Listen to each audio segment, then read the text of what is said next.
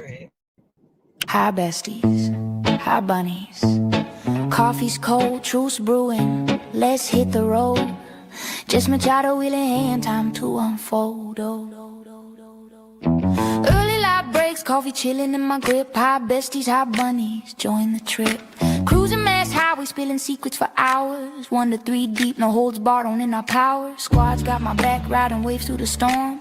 Besties and bunnies, keeping it warm. Got that wild spark, singing random and free. Keeping the vibe alive, just you and me. Trolls creeping in, haters twisting the feet. Weak shots flying, but they can't plant the seed. Jabbing in my style, my fire, my rise. Obsessed in the shadows, watching with jealous eyes. Drama stirrers calling grift, but facts don't lie. While y'all fume, my lights touching the sky. Reddit ghosts lurking, basement critique so low. Keep throwing shade, watch this bunny glow. Meow, meow, meow, meow, meow, meow, meow. Hey. Meow, meow, meow, meow, feel it now. Bunny. Just Machado show, chasing down the real. Besties and bunnies got that unbreakable seal. Meow, meow, meow, meow, trolls fade away. Truth in the air, lighting up the day. After dark or dawn's first gleam, we claim the throne. Justice rolling, meow, if you're in the zone. Meow, meow. Love to my besties trolls. See a truth awaits. Just Machado show. Buckle up. Meow, meow, meow, meow, meow, meow, meow. Meow, meow, meow, meow. Feel it now. Meow, meow, meow, meow, meow, meow, meow. Meow, meow, meow, meow. Feel it now. Meow, meow, meow, meow, meow, meow. Meow, meow, meow, meow. Feel it now. Meow, meow, meow, meow, meow, meow. Meow, meow, meow, meow. Bunnies. Got food, sweet treats, like throughout the week, Dunkin'. Right. So, you know, Well, I think, I hate when that. did you work less that week? Was your check less last week than it normally is?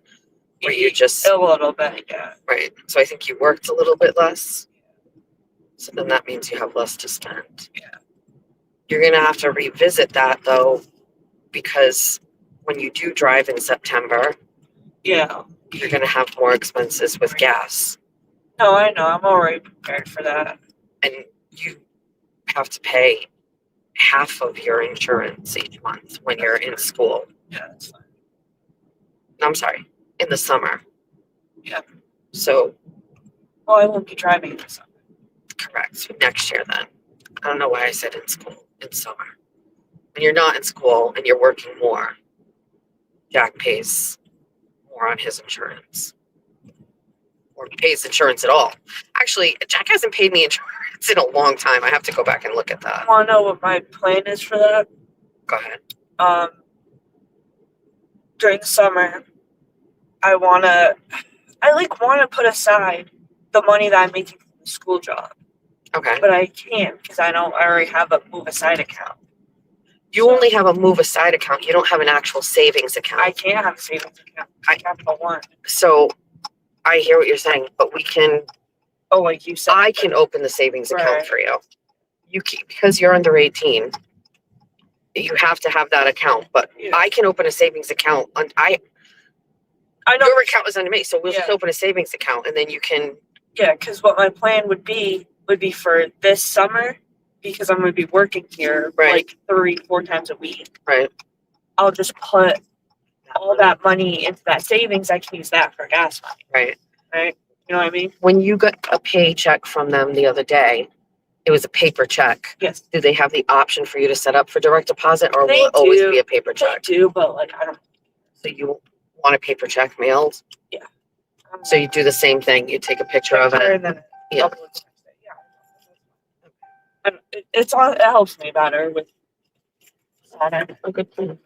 But yeah, put that into a savings. Use that for gas money. Girl, those jeans need to be washed. The bottoms of them are mangy. So I know it's salt. use that for gas money, and then during the summer because I won't be driving as much. Yeah. Let me fix that for you. No. You don't have a drink. Angel got one. Oh, all right. I love you. Good Good morning. Welcome to 24 on 24. I'm your host, Jessica Machado. This is the number one 7:30 time slot show across the United States of America. There isn't really any room for discussion. It doesn't matter what's happening on the West Coast. It doesn't matter what's happening on EEI or Sports Hub. This is it. This is it. Good morning. Thanks for joining me. Thank you for welcoming me into your home, into your earbuds, onto your telephones, onto your tablets. Thank you for letting me be inside your car with you. You're so charming. Good morning. Hi, thank you for joining me. I'm Jessica.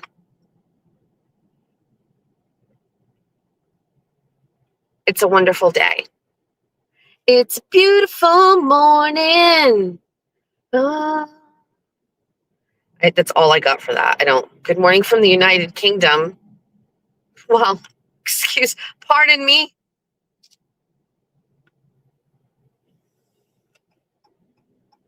Pardon. All right, we're going to get through this intersection.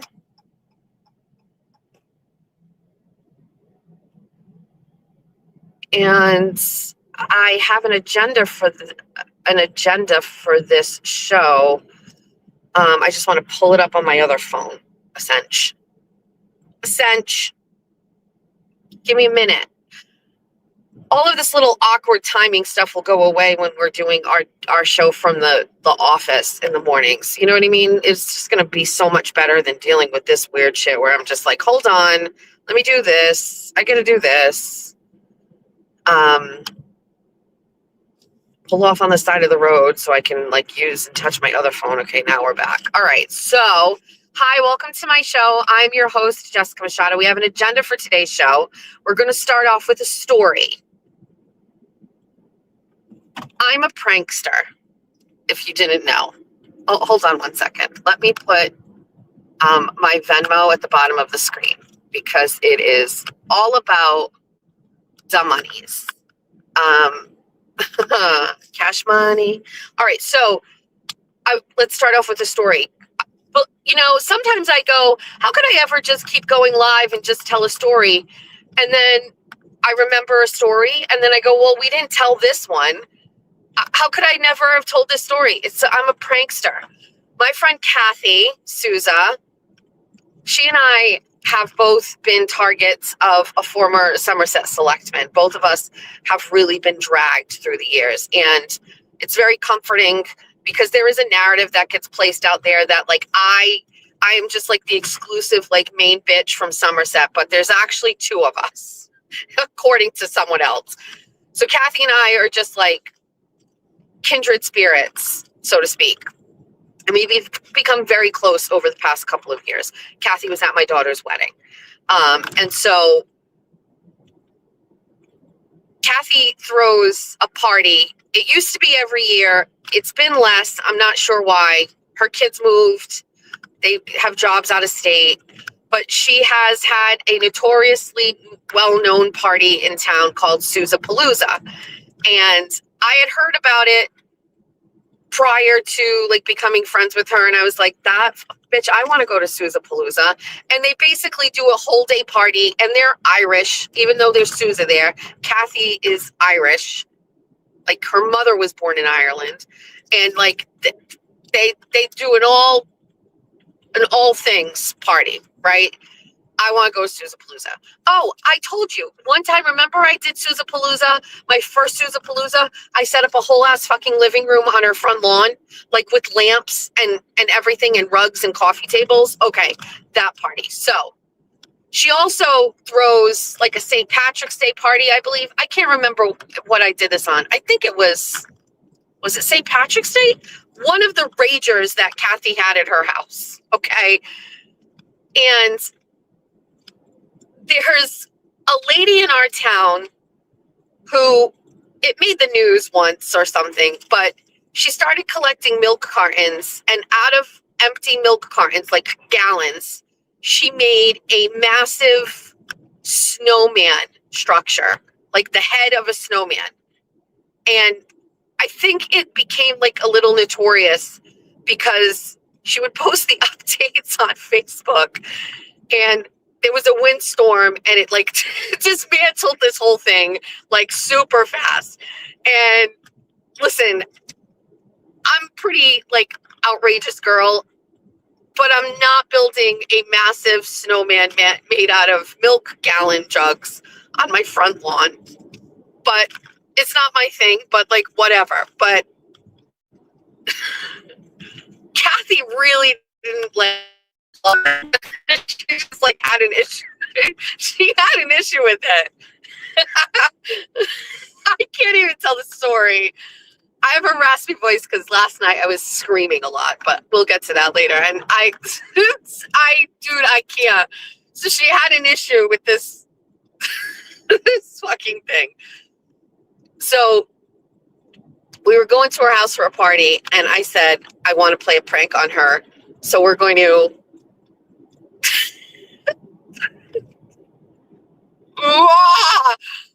So I involved the moms, and I got a milk jug, and I presented it to Kathy at her party, and I put it in a gift bag, and I was like, I got you a hostess gift. And she was like, thank you so much. And we had somebody recording her, and she opened the bag, and it was part of the nose from the snowman, but it wasn't. Or wait, was it? Oh yeah. No. Okay, so there's a little bit of logistics. So I called the girl, and I said, I want to play a joke on my friend, and she got me the nose, part of the nose from the milk jug structure on her property, and I asked her if we could take it and play a prank on Kathy. And so she was all in on it. So we picked it up, we put it in a bag. I don't know which one of the moms, but they made, what was the fucking thing's name? Frosty? I don't even know what his name was. One of the moms made little Frosty things, pictures of the Frosty thing on toothpicks, and stuck it in all of the food like Kathy had, and we put Frosty stuff all around her house, right? And by the way, she never picked up on it at first. Like, we were doing all of this stuff, but she was so busy being a hostess, she never saw it or whatever.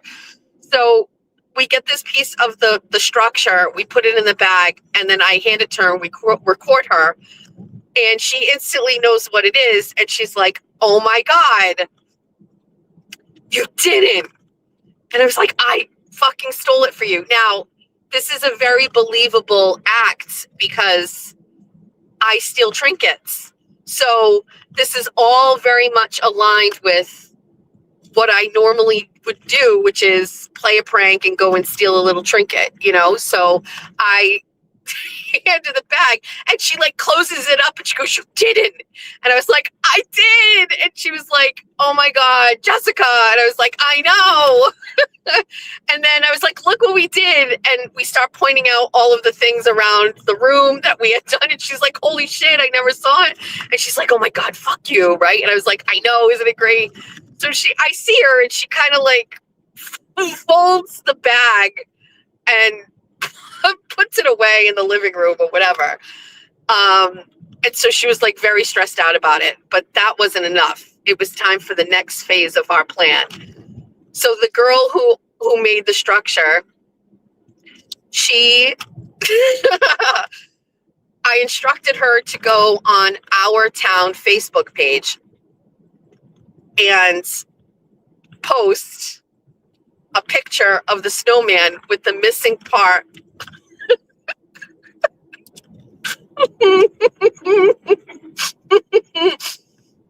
In a big post, and she's like, I just do this for my fun in my community, and how could somebody come to my property and steal a piece of this thing? If anybody knows who did it, please let me know. My neighbor across the street Reed as a ring camp. So the foundation has been set. So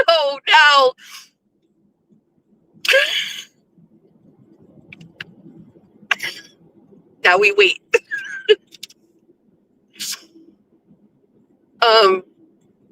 So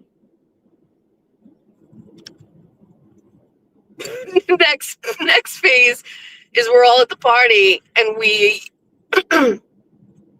somebody at the party has to alert somebody at the party about what's going on Facebook. So the plot is laid and Kathy's just buzzing around and she's hosting, and then all of a sudden somebody's like, oh my God, Jessica, there's a post on, so the post is up. Kathy's like, oh my God, we're fucked. And I'm like, oh my God, no, it's fine. And I was like, she goes, get this out of my fucking house. And then just for the last layer of it, Todd Costa, who was the chief at the time, who's our friend, calls me on the phone and says that the woman just called into the police department.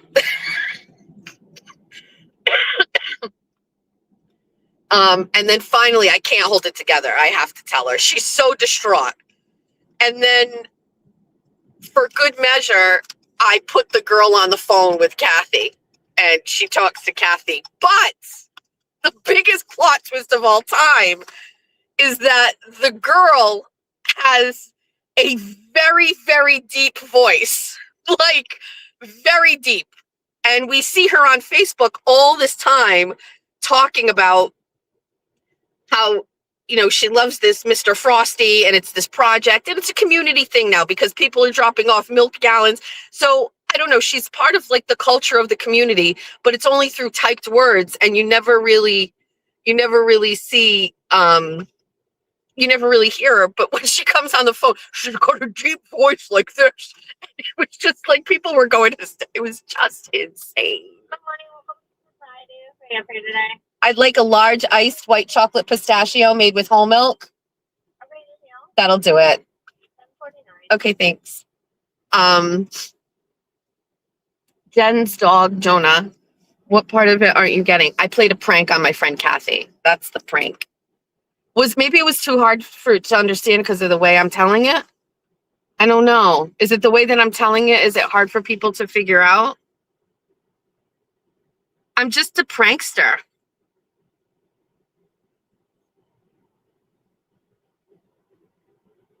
Congratulations to your son, Spicy Scorpio. It was just very funny. I just was thinking about it this morning. I don't know why or what made me think about it.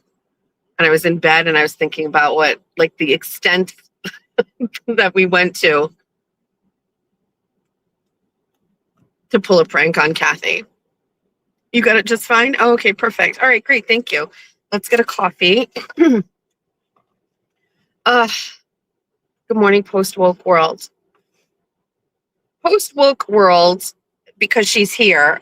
So I've been watching her channel secretly behind the scenes for a little while. I met her at Karen Reed, actually. And my sticker that I have on my red laptop is from her. She had stickers. She gave me a sticker. And I met her at Karen Reed. I think it was in trial 2 jury deliberations or closing arguments. I can't recall. She's very kind to me. And she gave me a sticker, a bunch of stickers, and one of them is still on my red laptop, actually. So she has a channel, and she's a big fan of mine. I didn't know that.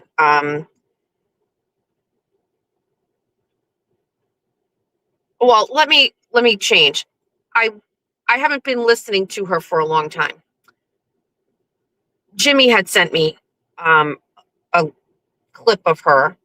And it was like on a time, I think it was like if you're feeling down or something like that about whatever, you should you should listen to this. And it was a clip of her. I've gone back and listened to some of her shows because she does spend some time talking about me and things I say. And she's a wonderful hype girl that I didn't really know was out there until Jimmy had pointed it out. But I was silently watching and didn't want to talk about it because I don't want to, like, you know, being associated with me can't and doesn't always mean good things for her. So I didn't want to say it. But since other people knew who she was and she's now in the chat, you should give her a follow. She reached out to me and was like, you know, I don't know if you would consider it, but would you come on my show? And I was like, 100%. It's Post Woke World is the channel. She's here in the chat. And she was like, would you come on my show? And I was like, absolutely. And she was like, really? And I was like, what do you mean? Yeah, of course. So I told her whenever she's ready. She said she needs some time to prepare. I told her she's ready. Hi. Good morning. How are you today? I'm well. How are you today? Pretty good. Like on a scale of 1 to 10, what are you at? 7? 7.5. Oh, 7.5. Yeah. What about you? I'm at like a 9.2 today. Ooh, I love that. I know. I think once I wake up more, I'll be fine. You're just getting started. Well, no. But I slept really bad last night. Oh, And no. Like, as the day goes on, I get a little better. Is it because you don't have AC? Did you have AC going? No. My wife was babysitting, so I slept alone last night. Changes up the routine. Aw, I hope it goes back to normal. Well, it is today. Yay. And happy Pride, by the way. Thank you. I hope you have a good day. Thank you, you too. I mean, she's got a rainbow thing on her wrist and she said her wife, so I said happy Pride. I'm assuming that's okay, correct? I don't know. When I just realized maybe I fucking shouldn't have said that. And now I'm on the internet when I said it.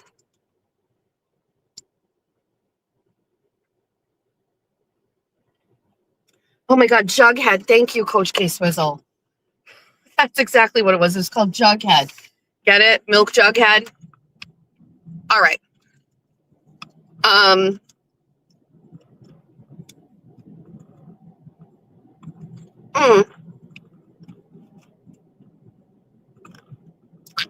Yummy. Yum, yum.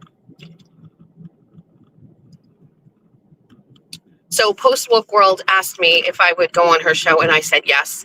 And so I just want to let her know I'm ready when you are. And I'm very happy to do it. So get yourself ready and do your interview, and let's have a show. I think you'll get the views. Just guessing. If you go anytime soon, you might get the views. You get an opportunity here to do something nobody else wants to do. Nobody wants to interview me. Might be a good time for you.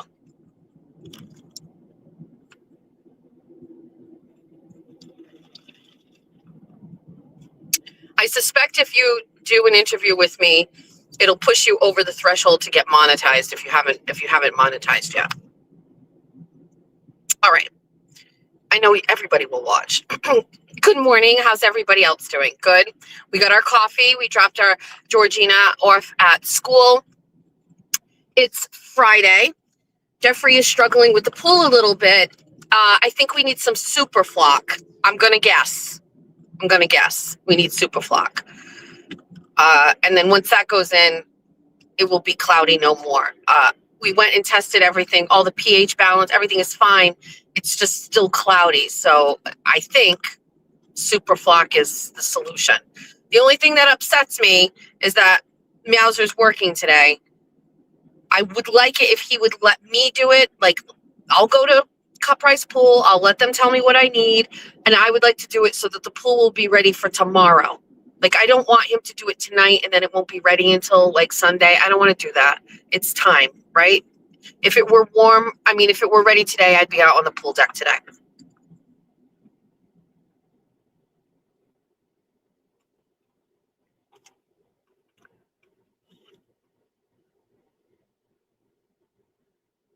Super flock. I need to get the agenda. I don't know what it is.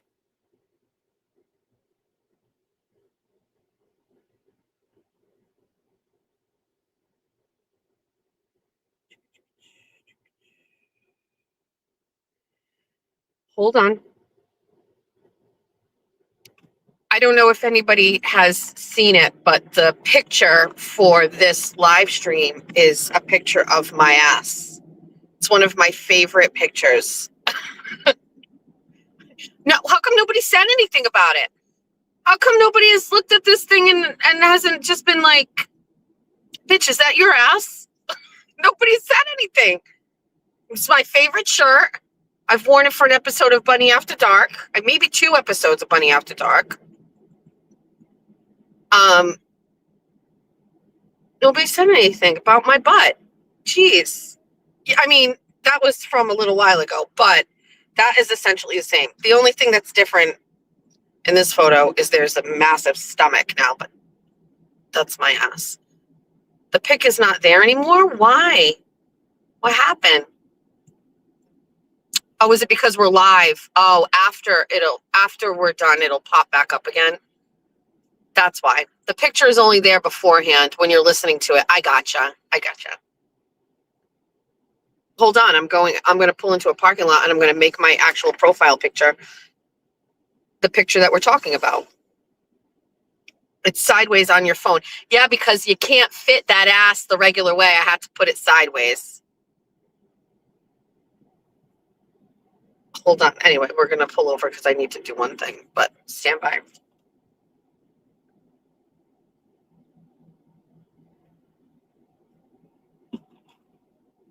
We'll just put it on the screen actually for this one. We can just put it on the screen.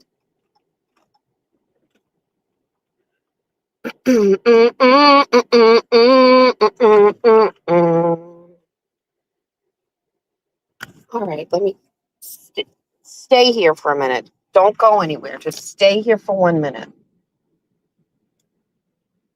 Then we can really get into it. Like, this show really didn't start yet. Right? This show didn't really start yet.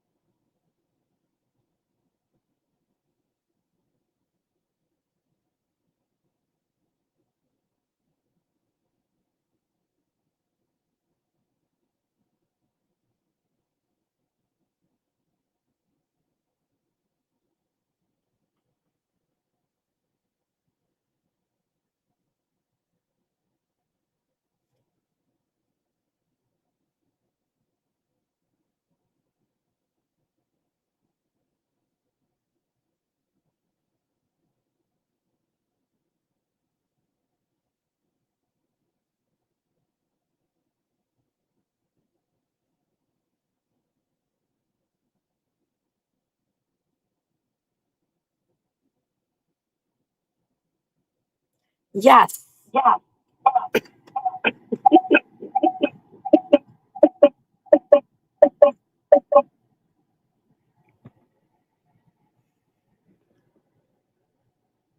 Yes. Is that better? Perfect. That's me. Now, when you listen to this today, now you're going to be forced to look at that. Enjoy. Enjoy.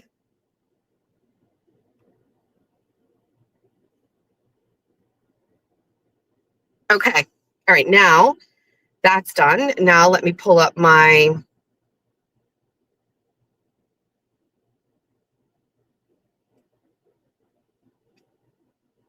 agenda so I can read it, so I know where we're at, and then we can go.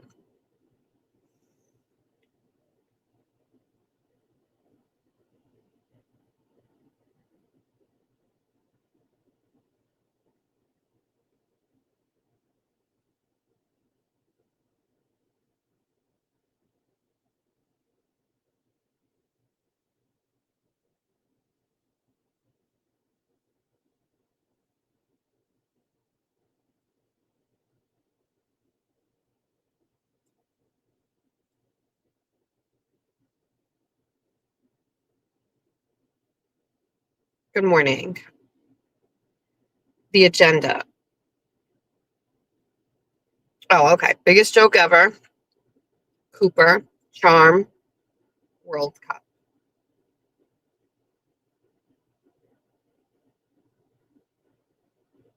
Okay, so there's that.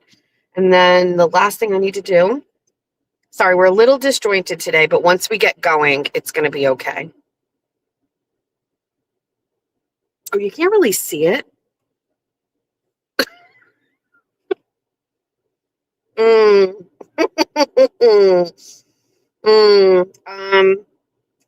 What is the... Oh, sorry. Give me one more second. I'm a mess right now. I'm just trying to...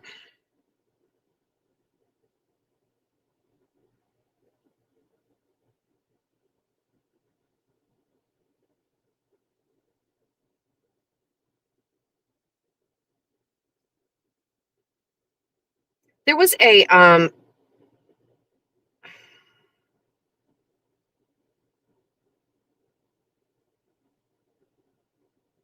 sorry. I have to just do one thing.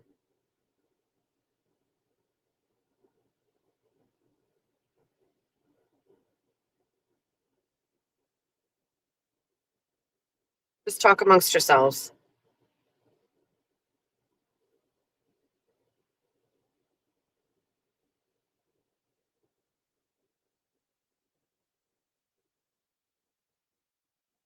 All right, we're done. Okay. Thank you. That is my ass.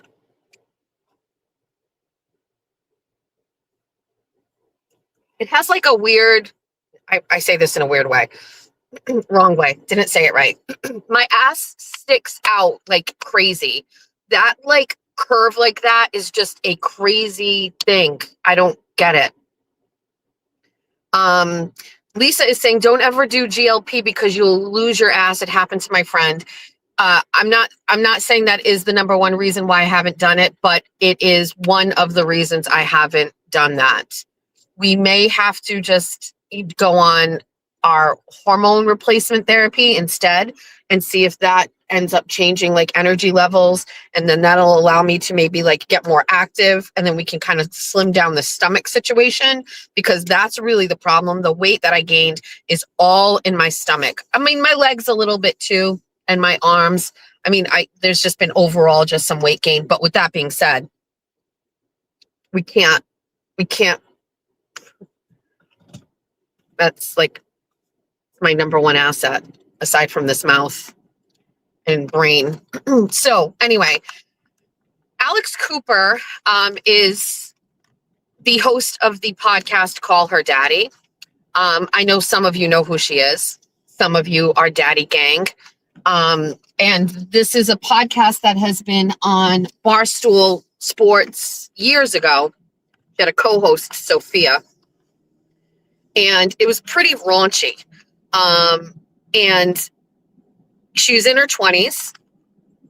And they did a podcast, and it went straight to the top of the charts, so to speak, because of her very like raw take on dating, men, sex. I mean, the Gluck Gluck is one of the biggest takeaways from there, where she talks about, you know, a maneuver on how to give a blowjob, right? So, you know, she had really...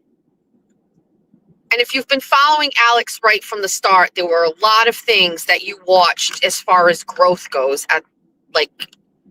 Remember the apartment move, and like then her and Sophia went their separate ways. But whatever, Call Her Daddy, it's crazy, but I don't even listen to Call Her Daddy anymore. I listen to the original Call Her Daddies. And she really made a name for herself because of like the way that she talks about sex. Essentially, they talked about other things, but she just blew up, and then she ended up leaving Barstool and got a deal with, I don't know, was Sirius. I don't even know where she is anymore. And I mean, a massive podcasting deal, like $30 million or something fucking off the rails. So to fast forward, she interviews celebrities. By the way, they didn't interview anybody back then. Like, it was just two bitches talking about who they fucked the weekend before. And now she interviews Kamala Harris. She's got an actual set, production. She's got all the shit. And I'm team Alex Cooper for life. But Alex Cooper got married, and I just wanted to say, like, I'm much older than her. I'm 50. She's in her 30s now. I knew that the Call Her Daddy that we knew, or that we started watching, was going to have a natural evolution based on her age. And I knew that she'd eventually settle down and she'd get married. I knew she was eventually going to get pregnant, and she's pregnant.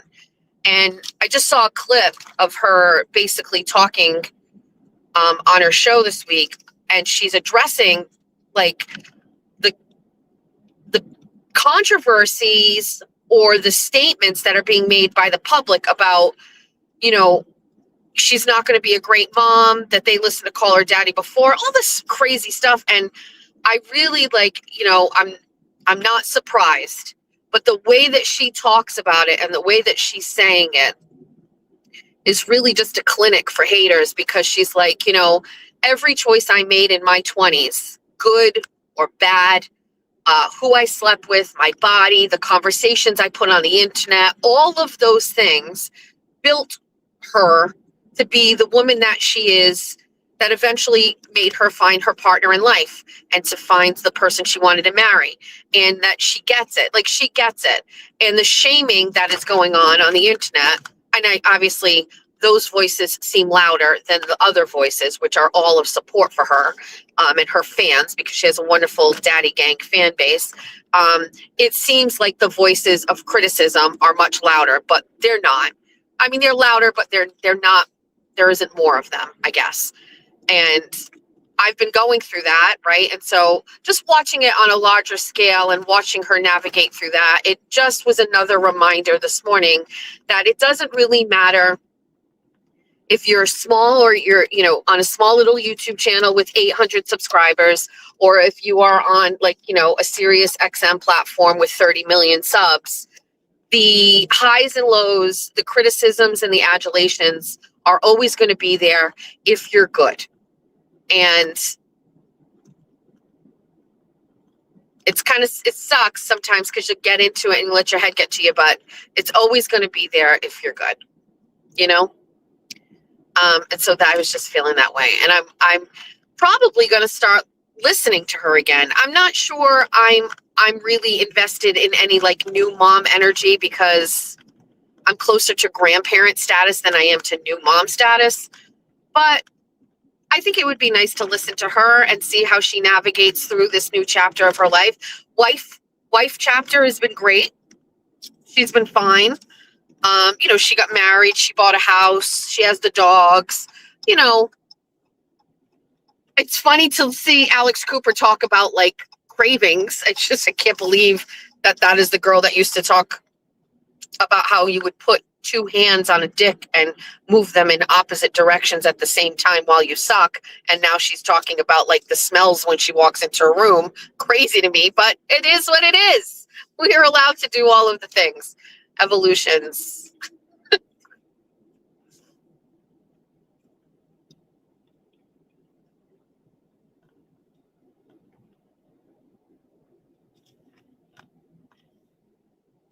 She said yesterday she is not turning into Call Her Mommy. Well, the whole Call Her Daddy vibe and Call Her Daddy was women empowerment, women being in control of relationships, women being in charge of what happened sexually. It was a whole vibe, you know what I mean? It really was a whole vibe. So anyway, that's that. That was also on the agenda. Julia is home, and it's so weird to see her and touch her, because I hadn't seen her in so long. And I think they were a little jet lagged. They're very tired. nothing feels like sleeping in your own bed. And Aiden was saying like, this is going to be a really great sleep because, you know, they've been traveling so much and in hotels and things like that. But, you know, I'm not going to like give, I don't know how many details people need about their honeymoon or whatever, but when they went to Santorini or something, whatever, an island off the coast of Italy, they stayed in a, what is this box truck doing every goddamn day? It's something on this road. They stayed on an island off the coast of Italy, and the hotel that they stayed at was like a smaller, charming hotel. And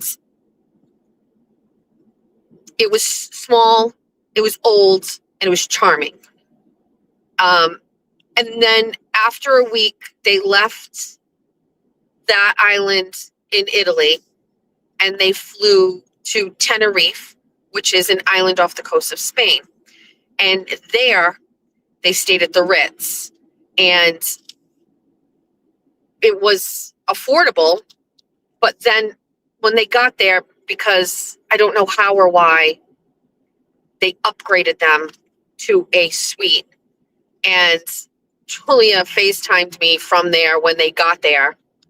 And she was like, you're not going to believe this suite was, I just have never seen anything like this, like that a person that I know has been to. It was just extraordinarily, it was very, very luxurious. And it was just really beautiful.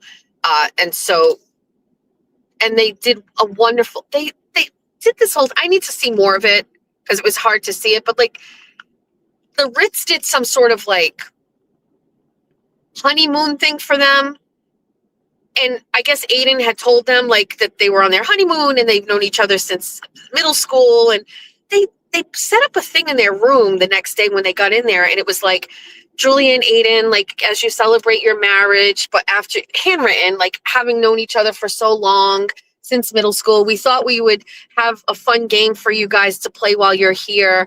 And it's like a competition for you guys for like a 7th grade math quiz or whatever. And like they made like a math quiz for Julia and Aiden with 7th grade math, middle school math problems or something. It was just like the sheer amount of effort that went into this. Who's the concierge that does this? Like what?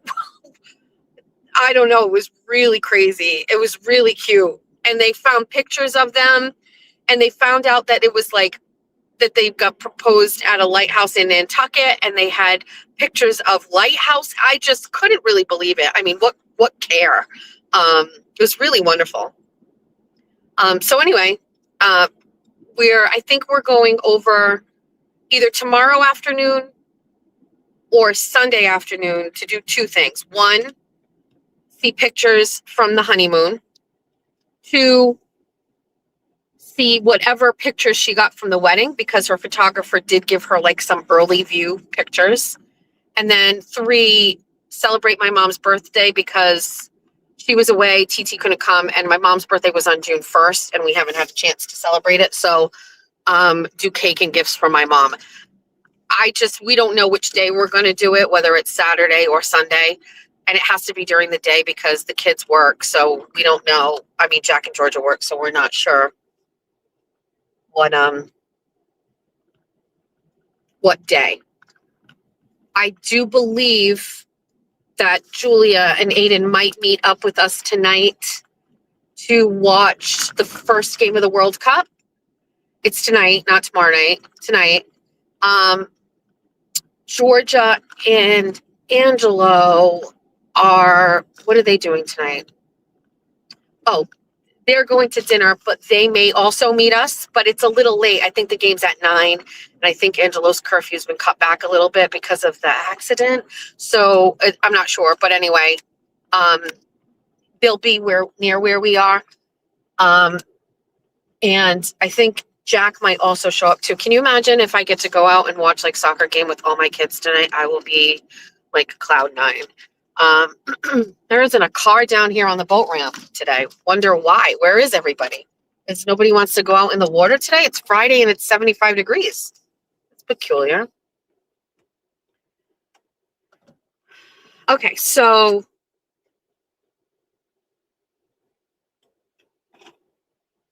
that was that. We caught up a little bit or whatever. They were a little tired. So we didn't really, the conversations we had in the car on the way home were really about wedding stuff because we haven't even really had a chance to talk about wedding things. So we talked about wedding things and not much to do with the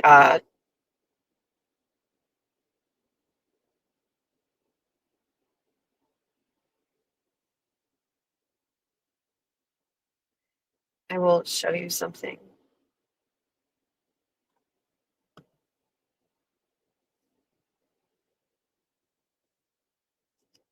I can't. Never mind. I'll show you two later. Coach K Swizzles send me a picture of the of the snowman. Mm, mm.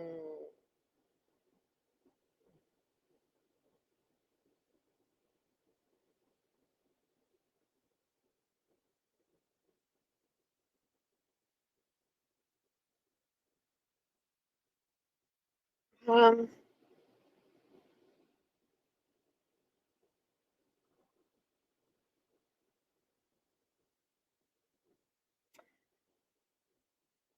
uh, one of the most peculiar. So anyway, so that's that. So that's an update on the kids. That's an update on Call Her Daddy. I wanted to mention that. World Cup. So the World Cup is wild right now.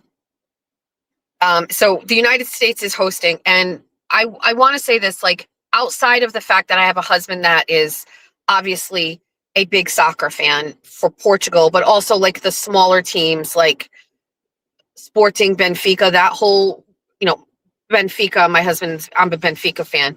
Like Portuguese soccer in itself, like we're big fans. But long before I met my husband, TT and I were going to watch Portugal and Portuguese soccer games in Fall River on our own. Like it's just my thing. I also think inadvertently I was always trying to like find a Portuguese man when I was out watching these things. But I love soccer games, or whatever. So this has been part of my culture for the past 15, 20 years. Aiden, Julia's husband, is also a really, really big soccer fan. He played soccer, but he's very much into the World Cup. And everybody is really excited. I am excited. The undertone of this whole thing about the United States hosting, and in particular, Massachusetts. And so if you don't know, the World Cup is here in the United States, but the games are taking place across the country in different venues. So in, I think, Dallas, MetLife Stadium, Foxborough Stadium, Kansas City is hosting. So essentially these massive World Cup games are taking place all across the country, all at different times in this absolutely crazy, insane schedule. And the number one thing that all I can think about is security, and how crazy of an undertaking this is, and how little faith I have in like my particular state leadership, the governor, to make sure this goes off safely and without a hitch. And I am very worried about that. And so like I am excited and I want to just watch them on TV like I normally would, but I am so stressed out about the logistics behind what's going on in this state. The sheer number of people that are going to be coming here from other countries to come and watch these games. I'm worried. I'm just worried. I know that there are people, what's weird is people are like, oh, we're going to, Boston is hosting. Well, Boston isn't actually hosting. Foxborough is hosting. And it's not a walkable distance from Boston to Foxborough Stadium. So there's like some logistics that people are running into. Like they don't have cars to get from hotels in Boston to Foxborough. I think that the traffic, the number of people coming from outside the country, Maybe the willingness to like let people through with less scrutiny because they're here for something so big and you don't want to cause not scenes, but you know what I mean. And are they really going to actually like vet these? How is this? I'm just so stressed out about it. We are in war, right? Currently with Iran. And I'm very stressed out about hosting these things. And I feel like every single one of these stadiums is a target. And, you know, I add to my nightly prayer list that these things go off well, but I am very, very stressed out about it. I'm not going to lie. I'm so stressed. That's my number one feeling. I'm very worried.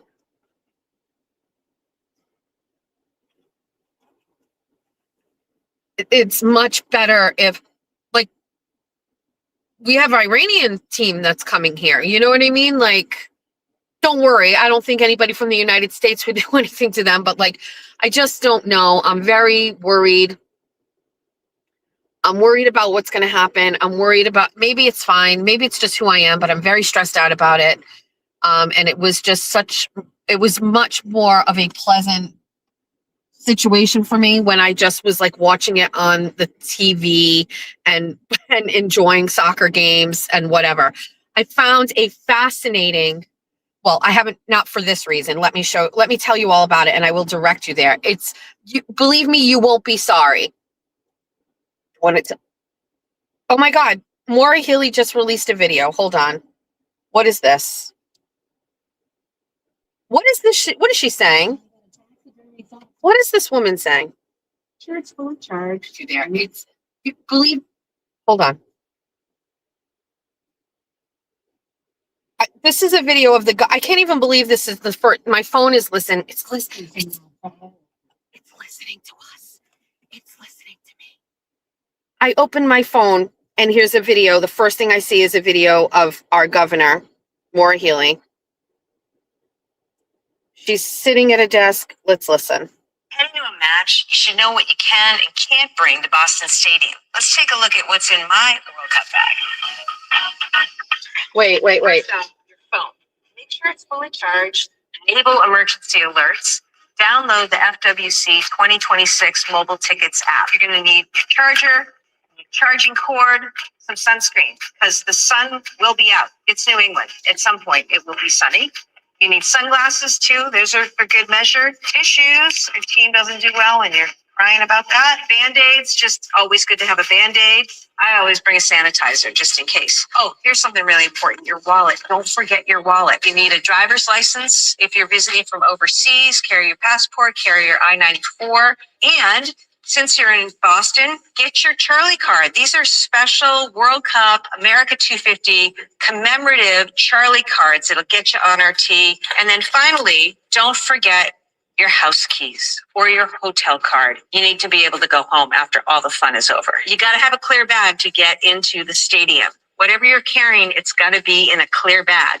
And don't forget your water. It's going to be warm, so hydrate. You can have a soft plastic water bottle up to 20 ounces. Bring your water, stay hydrated. So that's everything you can bring. Oh, looks like there's some other things in here. You can't bring any outside food or drink into the stadium. You can't bring lighters. No, you can't bring pocket knives into the stadium. I know everyone wants to have fun, but no, you can't bring your own soccer ball into the game. And no bull horns, no noisemakers, no selfie sticks. Whether you're going to a match, the fan festival, one of our watch parties, the most important thing is that you stay safe and that you have fun. Massachusetts, we're ready to welcome the world. Let's show them what we're all about. You better be, bitch, because I'm losing sleep over it.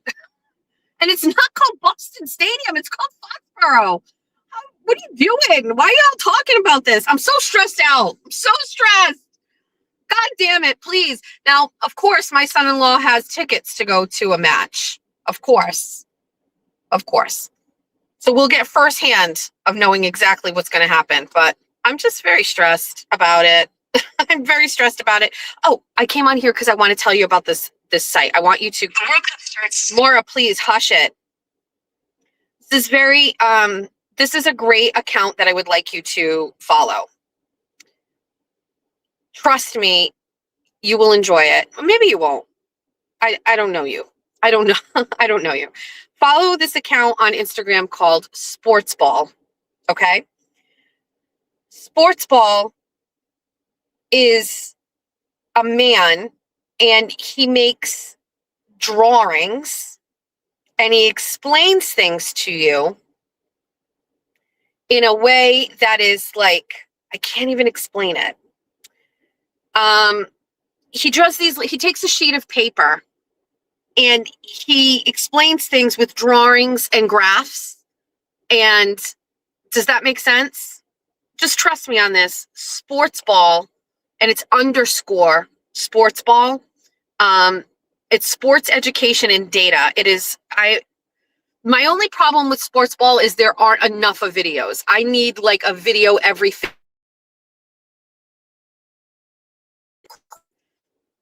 His most recent one is on the World Cup. Watch. Hold on. The tournament runs from June 11th through July 19th of the month, with 48 teams split into 12 groups of 4 shown here, each with a color from A through L. The first part of the tournament is called the group stage, where each team plays the other 3 So teams. as he's talking, he's drawing pictures on a piece of paper and measuring things out with rulers, and it's just it's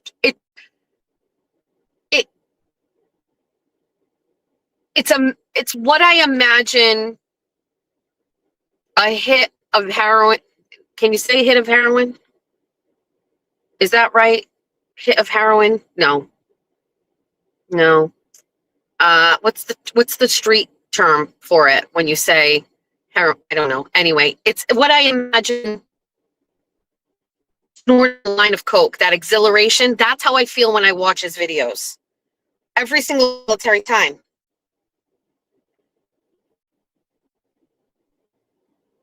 I've just realized none of my friends on Instagram follow Sportsball. Come on. You know who follows it? Barstool Big Cat follows it. Should have known. Giancarlo Stanton, shout out to my favorite fucking Yankee. He follows it. MLB follows it. Scooter Braun follows it. Fucking Scooter Braun. Scooter Braun is dating Sydney Sweeney right now, and I know he's feeling like the cool fucking guy in school, but man, she's not gonna marry. John Mayer follows it. Anyway, go follow them. Nice ass boss. Thank you. That is my ass. That is virtually the same. My stomach is bigger. I just think I need to do, there's no filters here. I just feel like I gotta be. I was not skinnier. I was thinner. But that is my ass. This is the side view of what this looks like. Very similar. See. All right. So, Sportsball on Instagram. It's my favorite. I absolutely love him. And it's really great. And his latest video gives you a really great explanation of how the World Cup is actually going to work in the United States. Because this is a funny, kind of funny. Think about it. Say Portugal is playing, their first game is in Dallas. Second game is in Dallas. So they gotta get them playing to another stadium. There's like all of these games, all of these teams that are going to be playing flying to other stadiums. Like people follow them to the next stadium. This is a logistical nightmare, if you ask me.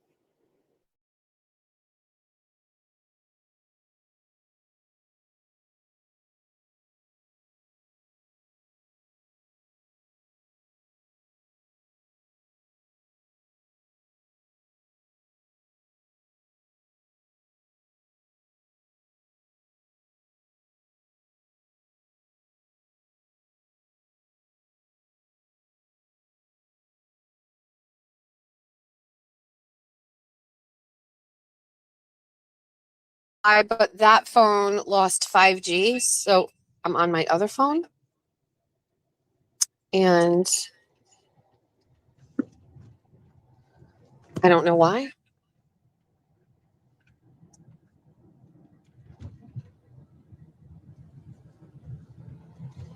I'm fine, except that I lost my 5G on my regular phone and I had to pull out my other phone.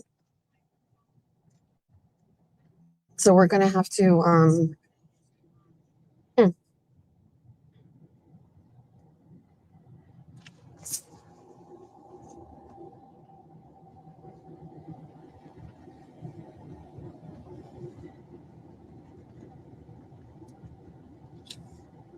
hold on.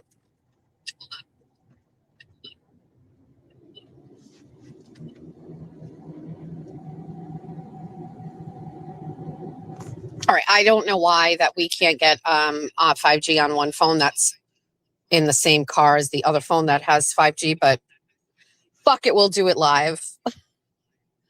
I'm going to have to actually disconnect from the other one because there's a little bit of an echo on my side and it's annoying. But anyway. Hold on, let me shut that down. All right, can you hear me? Great. Perfect.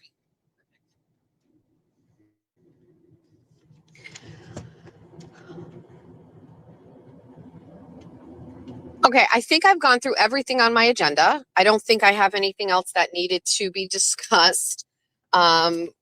World Cup, we got through all of it. All right, if you managed to stick around and we got rid of everybody else, are you still here? Okay, great. Everybody else got tired. Everybody else got tired of the sound quality. Everybody else got tired of talking about bullshit. Great. Who's left? Just the besties? Perfect. Now we can really talk. So, were you guys listening to my live stream last night?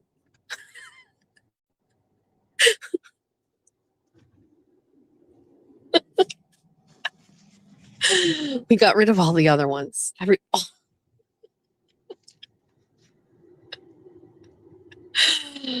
All right. Anyway, listen, there will be no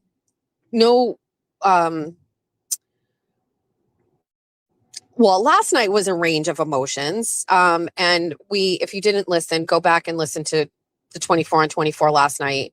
That one took place while I was driving to go pick up Julia, and we were hanging out in the parking lot, and we had a little bit of an epiphany. And listen, I'm not an idiot. I understand that there are statements that I made that added to, I think, some people being upset or whatever about my take on the Broken Baker guy. And that's fine. But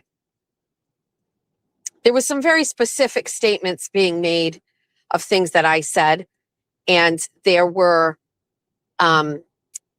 demanded apologies that I apologize for calling him a sexual predator and a deviant. And the best way I can explain this, as I discussed this at length with Jeffrey last night after I came home, I think when things were moving so quickly, I didn't really have time to pause.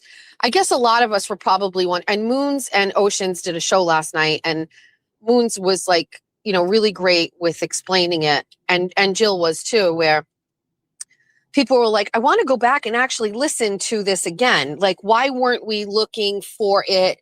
Because I kept saying context matters. And I was just kind of saying, well, I think somebody said, were we gaslighted? Were we gaslighted this whole time? And I don't know if it was exactly that per se.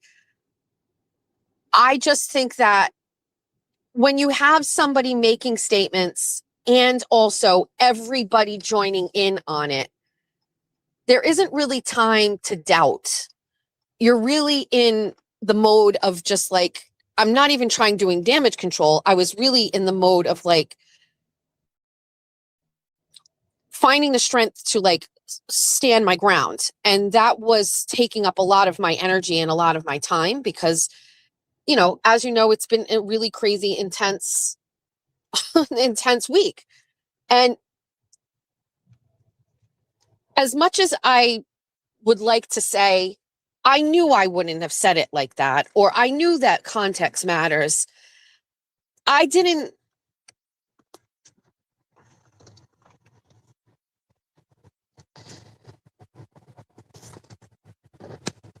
I don't know. I think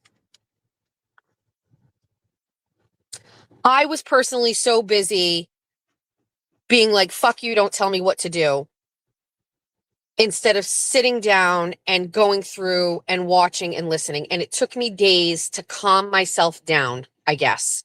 It took me days, which is a good learning lesson for me. It took me days to approach this in a completely different manner, which would have been like fact-based, like let's check the facts.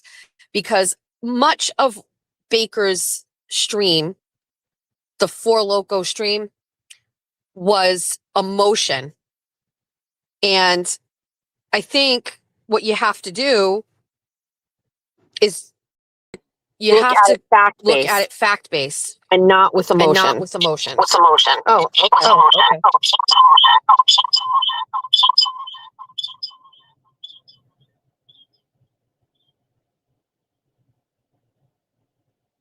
So I think what was happening is that I was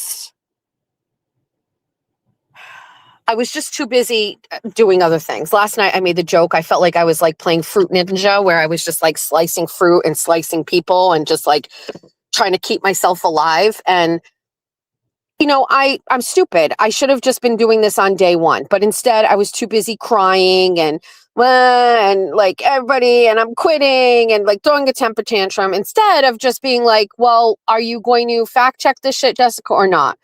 So yesterday I spent some time going through and using the tools available to us to find this. And I wanted to find, and we talked about it last night, but it wasn't just me. So shout out to Spicy Misty, because apparently behind the scenes, unbeknownst to me, I did not know this, Spicy Misty was going through painstakingly and trying to find things and cataloging all of these things, and paired up with Moons, and they were talking, and I got a crazy spreadsheet. I was doing it just myself, like working through it, but they went back. And so, you know, I was like, okay, let's type in the word under transcript. And Moon said it really great last night. She's saying, while the transcript tool on YouTube isn't always perfect, it's a start, but we never had anything like that. You know, I didn't find it. And then it was just, okay, so then we're going to listen. And from what I can gather, and now it's the day after, and so again, last night was emo, but one of the besties sent me a clip, and then we played it. And if you hadn't heard it, go back and watch last night's show.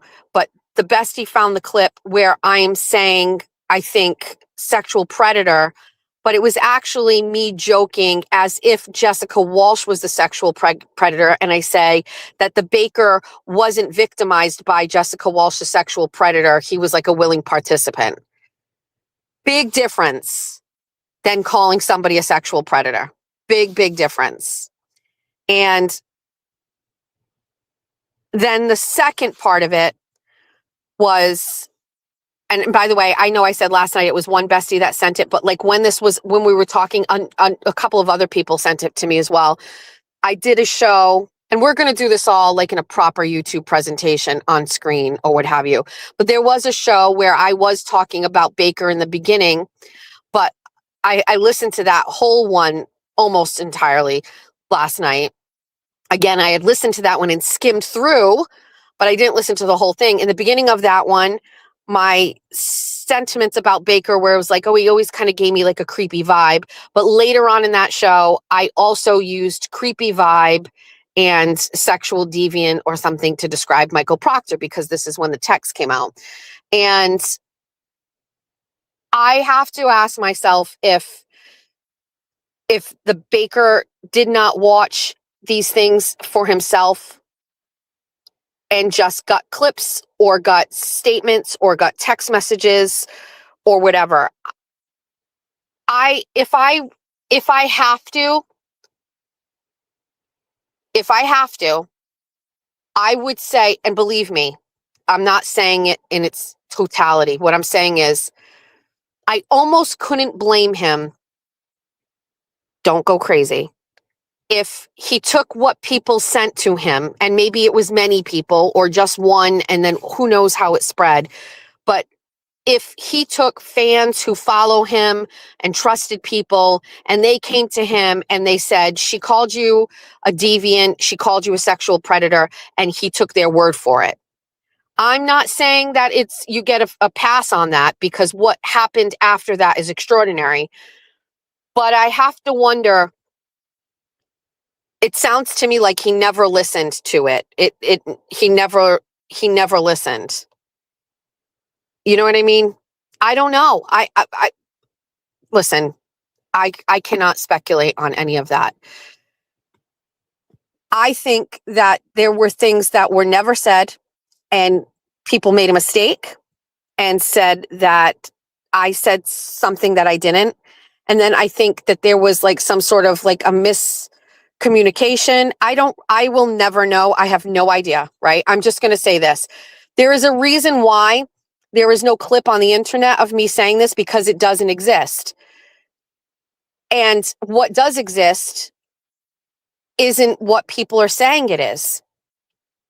Now, the only other factor in this that I would like to share is that there was a Facebook Live that I deleted. And I will tell you the reason I deleted it.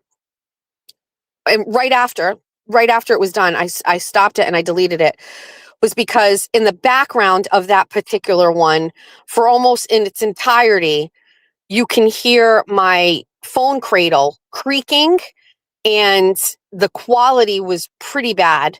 And so I deleted it. It was a short one. But for anybody that's saying like the statements sexual deviant and predator were on that stream came after Baker's first 3 streams about me, or 2 streams about me. So the date of that stream was after his Four Loko stream.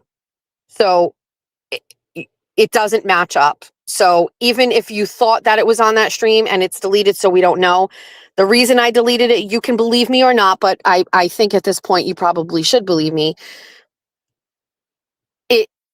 It came after the Four Loko stream. So and again, the spaces all came after the Four Loko stream.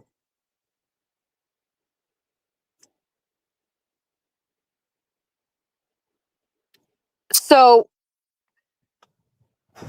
last night, remember, I was like, so what's the next step? And I listened back to my words last night and I was like, fuck all of you, take your streams down. I regret saying that. I would like very much for what everybody has said and done about me, about this, to just stay and exist. It's the exact same way I felt about Aiden's article about me. I never wanted it down. It's a badge of honor. And that's how I view all of what has happened over the past week. It's a badge. We wear it with like pride. Like, I don't need anybody to remove their streams. I know last night I was very emo and I was like, fuck you, take it down. I took notes. Like, I don't feel that way about it today. I feel extremely clear and level-headed about it. Everybody has a choice every day to make decisions on what they do, how they act, what they put on the internet, what they stream, what their content is like. And I am not going to change or impact that in any way. Let them say what they want. Let them do what they want. Let them live with it. Let them feel like that's the right thing. And I'm sure some people have regrets, but I'm sure there are other people that don't. I'm sure nobody who is, I'm sure there will be spin. I'm sure whatever. It's okay. Like, we're not going to change that. We don't need to rewrite history. We don't need to do anything. I maintained that my statements about him were never as bad as what he was saying. I stand on that. I think there's something else to this whole thing. I think that that'll probably show itself in real time. And I'm good. I'm good. I don't apologize for like my overinflated sense of confidence. It's better than being a pussy, to be honest with you. If I have to choose between being a head bitch in charge mantra or being like, I'm fucking the best there is, or being a I fucking am a pussy, sad sack loser, I'm picking head bitch in charge every day, twice on Sunday. So do you know what I mean? Like we're out here as content creators in a world where like we put ourselves out there for a living, we talk for a living. I refuse to subscribe to the notion that I have to be anything less than the confident, somewhat delusional, self-inflated, self-importance, whatever that I am, because that's what it takes for me to wake up every day and talk about my life and deal with criticism outside of this problem, outside of all of this stuff that happens. You have to be a tough fucking bitch to be on the internet. You have to be a tough woman to be out on the internet. You have to be really fucking, strong to deal with the criticisms levied at you every day. I mean, please keep in mind, you don't have to, but like there are pages dedicated to my body, right? Pages dedicated with pictures of my stomach and my ass and my chins and talking about what I eat and what I weigh and my stomach, and my husband should leave me because I'm so fat and all this stuff like that. Who are you to tell me that my defense mechanism against people fat shaming me is that I want to call myself the head bitch in charge and that I think that I'm great and amazing? That if nobody was out there criticizing me and everybody was loving on me 24/7, I don't think I would need to act a certain way out here. I don't think I would need to be out here and be like, I'm a fucking bad bitch, because nobody's coming at me. So why do you have to say that? These are skills and defenses that I use to deal with fucking assholes every day of my life. What do you want me to do? You want me to watch people post pictures of my stomach or like AI generated photos of me making me look just a little bit fatter, and you want me to just come on here every day without a head bitch in charge attitude? Come on. I'm not going to do it. And I'm telling you right now, this crazy thing. And by the way, I did have this like fucking cocky attitude and that I'm great and I'm smart and I do all this stuff, but I never did that and said other people sucked. Now I do. This week I do. But prior to that, people want to take from that I think everybody sucks or whatever, blah, blah, blah, blah, blah. But never before this have I gone on this fucking rant about people being talentless and using, not the way that I'm going to now. Prepare yourself, because what you people have done to me is disgusting. And by the way, it's okay, because at the end of the day, and I hate that statement, at the end of the day, you and I both know that when you listen to some of these people, they are not good people. You know that. And I always say that there's got to be balance, right? That watching me joke or make fun of 5150 at the height of all of this shit, I try to balance it out with like trying to show that like, okay, I'm also a good person here. If I have to eradicate from all future shows any discussion about Meredith, Jim Altman, or like any of these other people, I never talk about Kate Peter or anything. Like, I don't even know who I don't talk about, like just them, because it involves these cases or whatever. Like, so be it. If I have to do that and never talk about them publicly just so I can like come from the place of being like, fuck you guys, you know what I mean? Like, these people are so fucking fake. And I don't know. So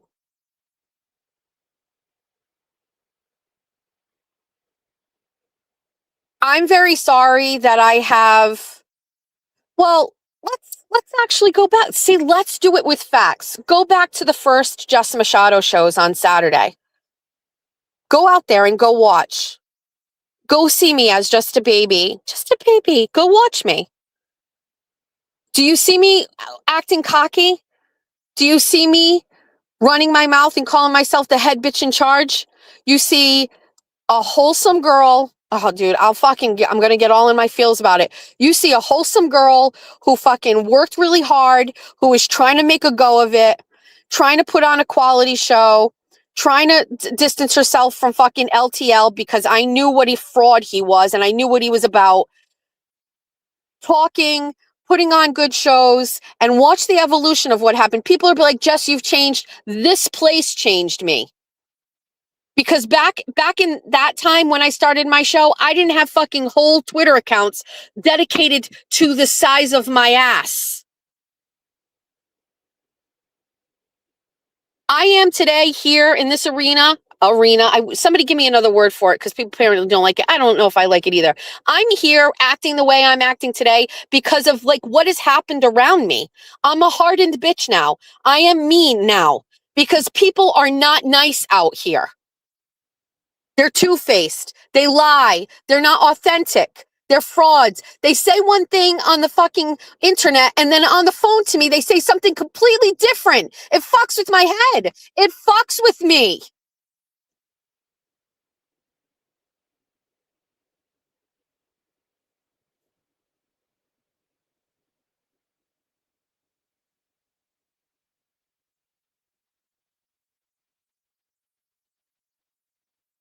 He did, actually.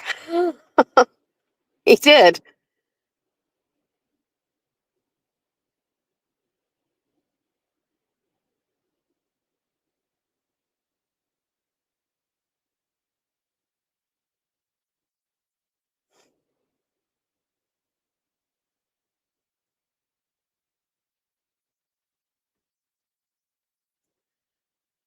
I'm going to take this call. Hold on a second. Good morning. Yes, how are you? I'm well.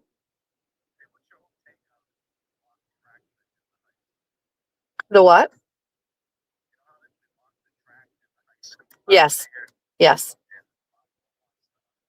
Yes. Yes.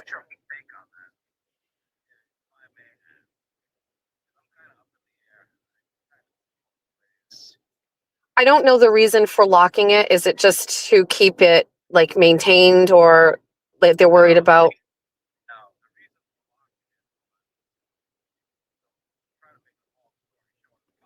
Sure. Yes. Yes.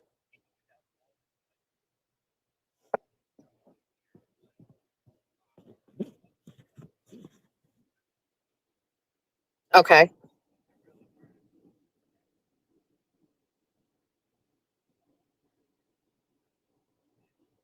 Okay.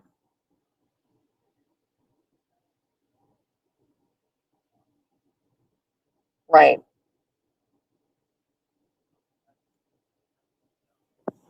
Okay. Right.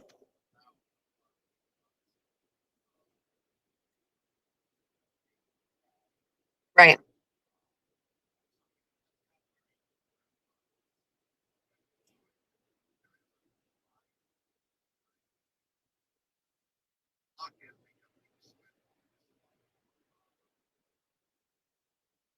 Right.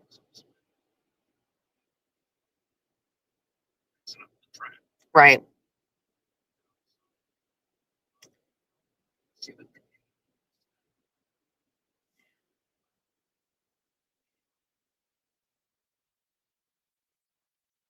Yeah.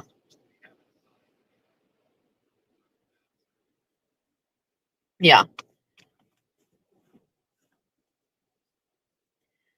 I mean, if you're asking right. Right. I mean, if you're asking my take on it, I feel that when the, governing body comes to the taxpayer and asks to allocate tax dollars for new builds of schools or whatever for that matter, it's very often that they say these belong to the community. You don't have to have children in the school district to be able to take advantage of, these things, right? So it's a selling point. And it happened with the middle school, it happened with the high school, it happens with all of them everywhere, that these are, it's, there's a benefit for you guys too if you don't have kids.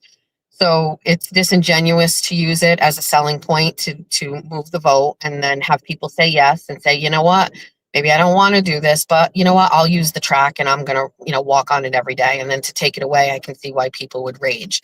I also do see on the other side where if it's our tax dollars that are, spending to build it and to maintain it, to have outside, groups or whatever, maybe even come from out of town and then use it, the wear and tear on that, I'm not worried about that. But maybe say if something goes wrong, or, for insurance purposes, what if there's a fight or a stabbing? We went through Teamworks, you know what I mean? So that whole thing. So I think about that. So I guess then the third option isn't close it or open it, but what's the third option? So do we have a space where people can go? The town probably could use a community space to use instead of school spaces. So, I'm not talking about taking on a huge project, right? But I'm just saying, like, we should, for long term, take a look at the fact that there is a desire for people to participate in sports on these properties, but maybe we need like an other location, right? Like Swansea has that huge rec area. If you drive by there, it's filled with people because it's just so much there. And then in the interim, though, perhaps some sort of like fair use policy. And can't your school committee come up with what can be used and what can't be? So, and say, this is what we're going to do and have some restrictions until we can figure out a long-term plan. I think it's the third option.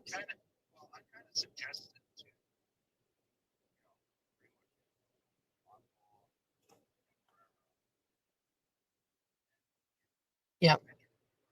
Yep. Yes. Yep.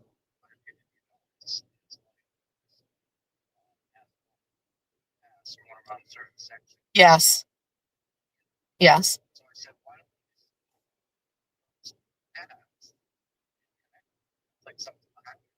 Could do. Yep. Yes. Right. Right. Yep. Yep.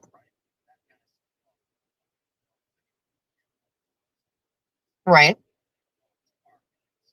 Yep. Still well lit, cameras. Yep. Right.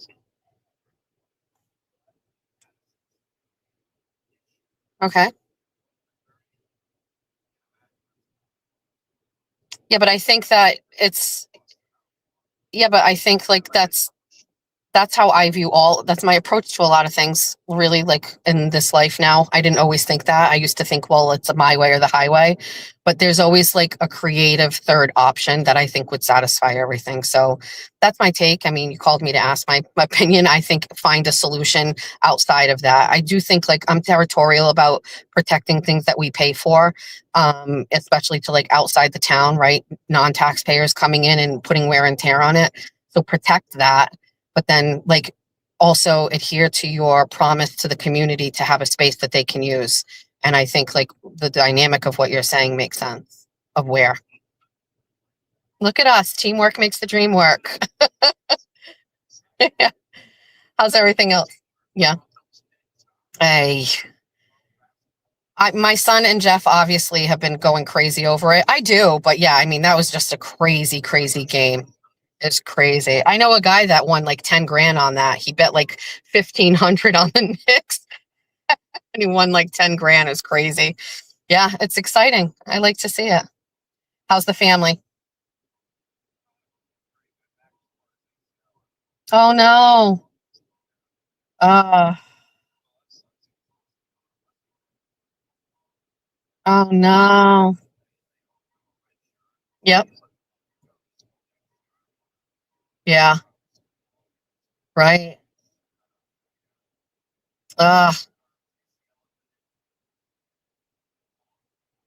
oh shit. Of course. Go figures. Yeah.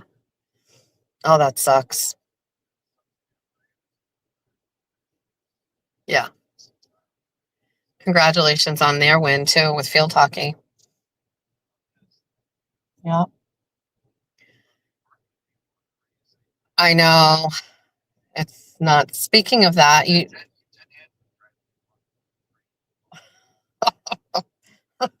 I've known that a long time. Welcome to what I've known.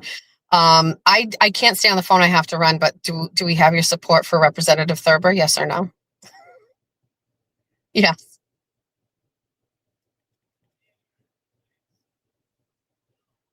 Did you see the article that I wrote about him?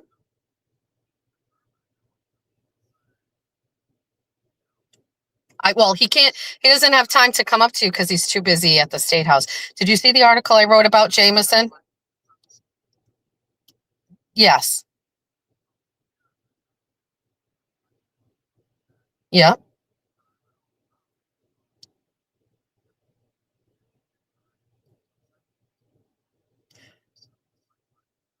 Well, I personally wrote it. Second of all, I did the research and I did 50 pools, not 30. I took out of the other 20 were people he knew. So I didn't include like Julie Gagliardi's pool or anything like that, right? So just my sampling of 30 pools, 50, not one of them out of those. And just out of, because I'm a tenacious bitch like that, I'm going to do every pool. Nobody has that done that way. So nobody else made the mistake. Just so happened to be Jameson Souza made the mistake. Come on. What are the chances of that?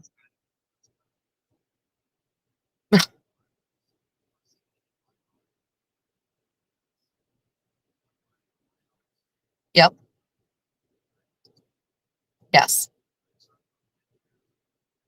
Yep. Right.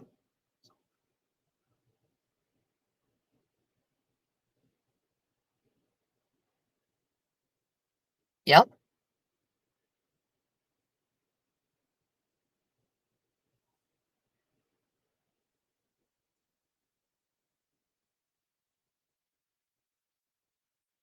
Right.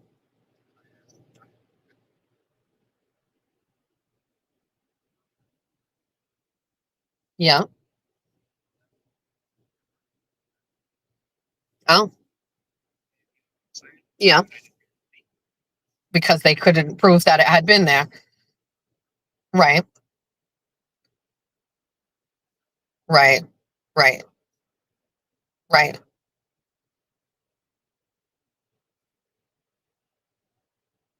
A little bit of a savings there. Yeah. But how does that relate to what I said?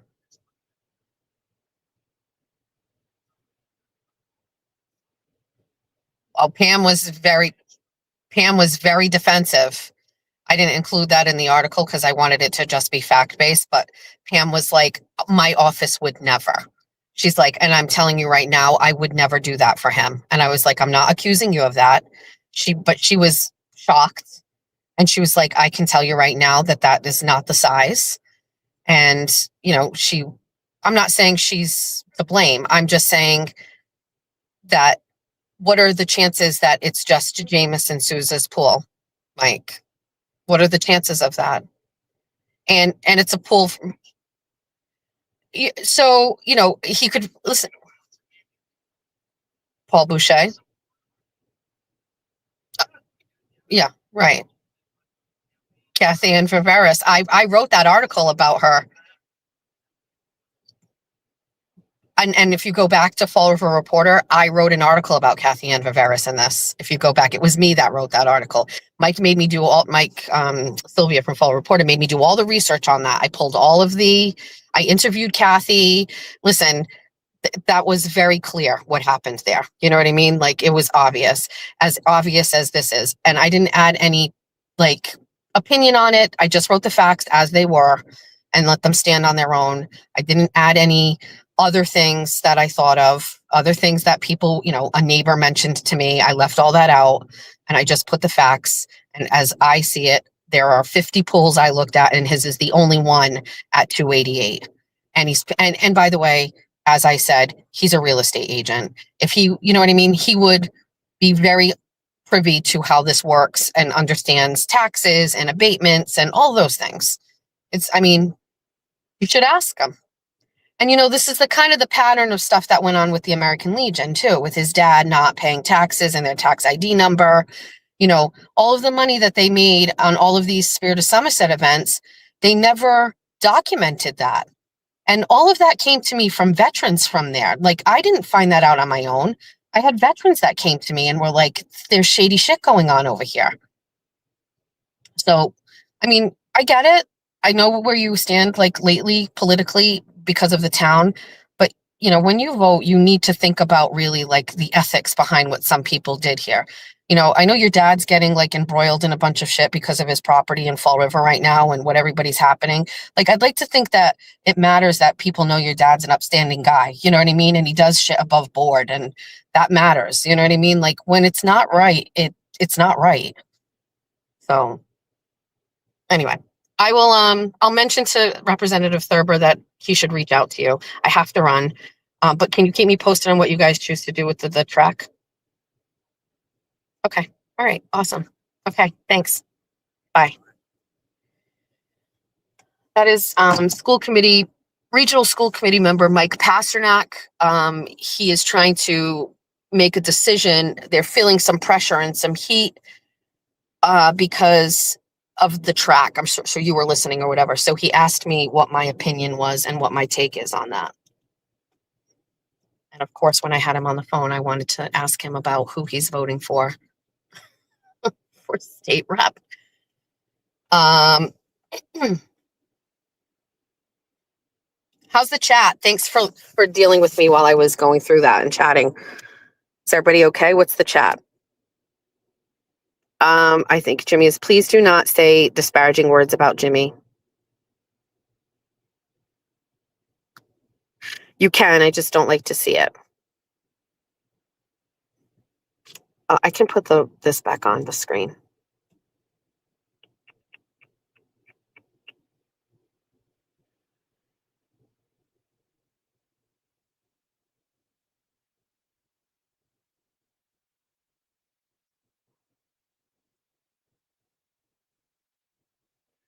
I know, it's fine, everybody. We're good.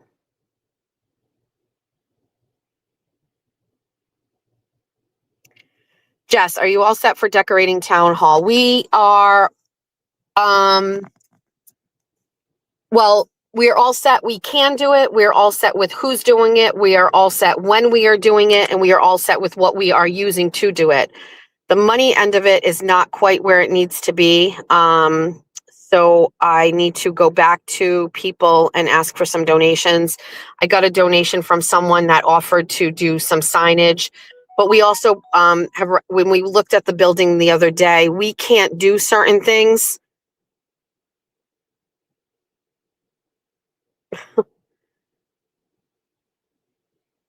I got a message from Julia that just says, Charm Mom, you cleaned the house. Thank you so much. Hold on. I didn't clean the shower. I don't know if maybe Stacy did, but I did not clean the shower. I cleaned the house, but I didn't clean the shower.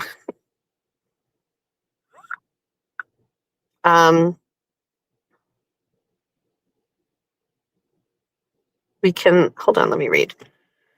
What does this say? We can like all of them and still think what was done to Jess was not fair. It's not mutually exclusive. Free turtle. Yeah. So I swear, I'm just telling you, I look at this whole situation a little bit differently today. Doesn't mean that I'm probably not going to have my moments where I want to kind of like go through everything or whatever. But like, listen, I am fine with it. We have a faster rebound rate than usual. I maintain I didn't say those things. Even if I did, I believe context matters. But it turns out from what I gather, this is totally misrepresented, and it wasn't even my words towards this person. And I think it got, I think he's responsible for it. I think it was his stream where he did it and said it. And I think that his followers ran with it, and he was not, and I'm not saying he has the obligation to make sure people are doing things right and saying right things. It'd be hard for me, right? To like monitor what everybody says on the internet right now. Like I can't do that. However, it was very obvious that they were taking his words and the things I said and then really running with those and then doubling down on them, attacking me. And then when you add the fans, and it's not really even the fans that you can control because everybody has free speech, but like the content creators that were perpetuating these lies, and then him going on those shows and co-signing it and being in their chats, and then like it's so crazy. He's really the person responsible for this and what he did, and it was so flagrant, and it is rooted in deep masculine fragility. It really is. It is rooted in a lack of confidence, and that's all I'm going to say about that. And he can continue to exist in this space with me and hang his head high, hang his head low. I don't really care. It's a crazy concept for me because I already had my opinion about him. And if you go, the signs are there. The signs are there. Go watch the Twitter account. Go see the posts. How weird and petty they are. Go see the comments, hit replies, and go look and see the replies. I think what happened is that he really disliked me, which I was aware of. None of you were aware of, right? It was a real hatred and disdain for me. And that's coming from a fact space, not an opinion, right? I knew it. He had those opinions. And then the Jessica Walsh situation happened. I gave my take on it, which wasn't flattering to him. And he used it as an excuse to unleash his hate for me, which he can do. Everybody can do everything that they want. Everything. They can do everything that they want. Like, just go ahead, just do whatever you want. Even if you want to go and accuse me of calling you names that I never called, and by the way, like, he has said that I called him a deviant so many times on the internet.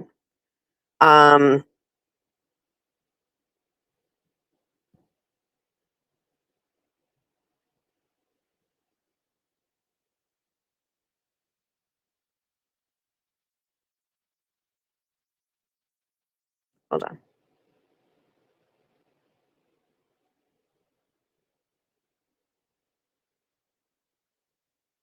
Amazing how Jeff didn't lose his shit after Baker spoke to you like that. Jeff and I had like 2 heated discussions about this since this happened last Thursday. And, unfortunately,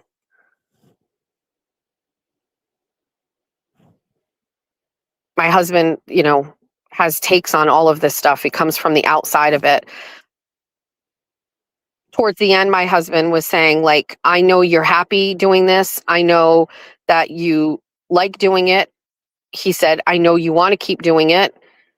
He reminded me of the timing of it, that the kids are older and that I have the time to commit to this. And I've always been this way and blah, blah, blah, blah, blah. And he was basically telling me that I don't think he understood like how bad it was. I think like I was trying to say to him, like, no, it's really bad. Like, they're coming at me everywhere. Like, and you can sit there and you can tell Jeff Machado, like, like, common sense investigator, this girl I met, and he's looking at me like, I don't fucking care about that.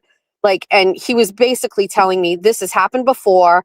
You come out of it and then it just goes back to normal, and then the new thing happens and something else happens and it just keeps going. He's like, we've been through this enough. And I said to him, I felt like this felt different. I said, I lost a lot of subscribers. And he goes, well, but you told me your views are up. And I was like, yeah. And he's like, so what do you care? And I was like, I was upset that Jeff wasn't taking it as seriously as I was taking it. And that caused arguments. And then last night, after I came home, after this whole thing happened, and I tried to tell him about it, he was in the sunroom, he's playing his guitar, and he looks up at me, and obviously I was expecting like a big reaction. Like the chat was like, oh my God, like I can't believe this whole time, blah, blah, blah, blah, blah. And he was like unbothered. He's like, I fucking told you. And I was like, well, can you listen to me for a second? And he was just like, I am not interested. I knew this was how it was going to go. I don't care. Go make money. Like that's all. He just doesn't, he didn't understand how bad it was, I guess. And that's because I was kind of like high functioning at home. I was spending more time with whatever. I don't know. I don't know if there's any other way to talk about it. Do we need to, my hope is to kind of, what sucks is that I did move past this on fucking Tuesday when I came back, and then I got dragged into it again. Rayford Dallas was doing a show last night, and now at that point I was already home. Like I had already had like our whole moment on the stream where we figured out that this wasn't even really what it was. And I pop in and he's got this picture, and it's like a picture of me, like an AI generated picture of me. And it's got HBIC on it. And I'm listening. I'm cleaning my face. I'm in the bathroom. I'm listening. And I just was like, I was like, what in the less than 100 views is going on in here? And he got pissed. He got pissed. And I was like, all right. Like, obviously nobody's in my house when I'm doing it. But like when I typed it, I was laughing. I was like, what the fuck in the 100 views is going on in here? Like, okay. I mean, I'm very just, I remain unbothered. I remain unbothered. I think it should be a case study on how I never really went after Ray after he platformed Altman and Lindsay Gattani against me and gave these two women like stream opportunities on his platform, which he's built and cultivated. And he's got like a whole, like a whole life before the Aiden stuff, right? With boxing promotions and stuff like that. And I never really gave him a hard time. I was just like, I'm just not a Ray fan anymore. Like, not going to say shit about him. I mean, go find it. You know what I mean? I was like, I don't think you should have done it, but I never went hard at him. I think my fans know the difference between me, like going hard and not, and I never went hard at him.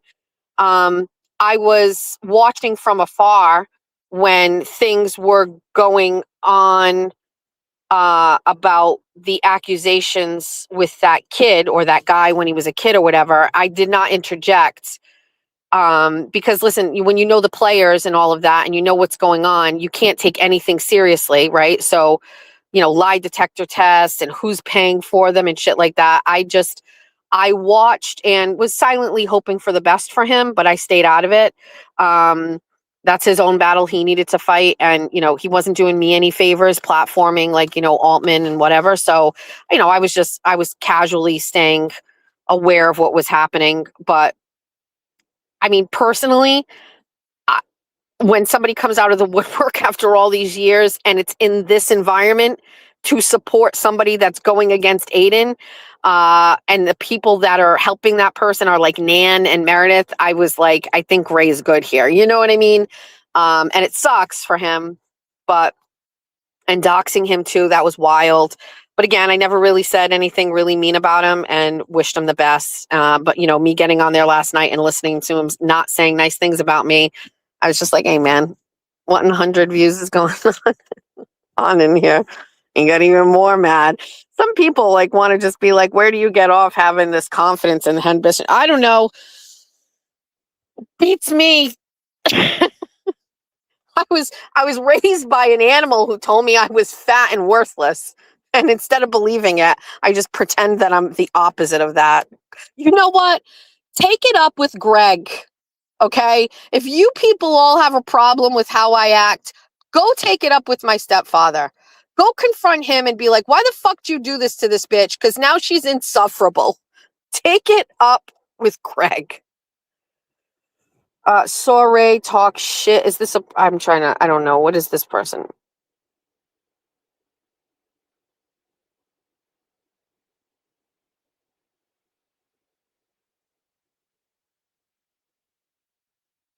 I don't know who that is.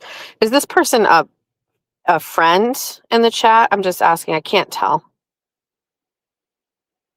is that person being, I think that person like multiple times said Jimmy and Kim were hilarious last night. I saw you say it earlier. You would like me to acknowledge it. I am sure they were. They are very funny. What would you like? Sorry, talk shit. What do you need?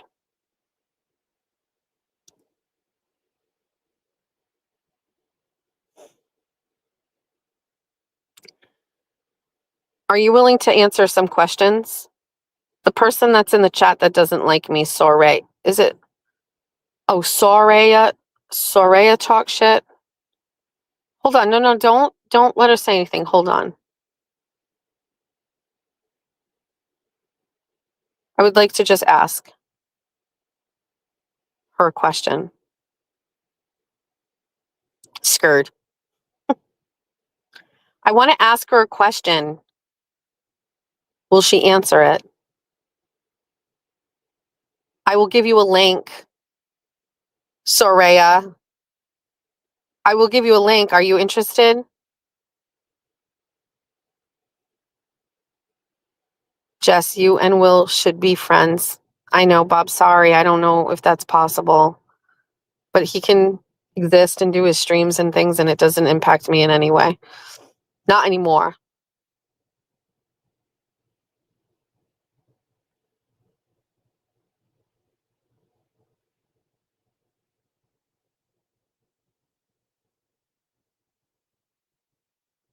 Is that Soraya Leda still here?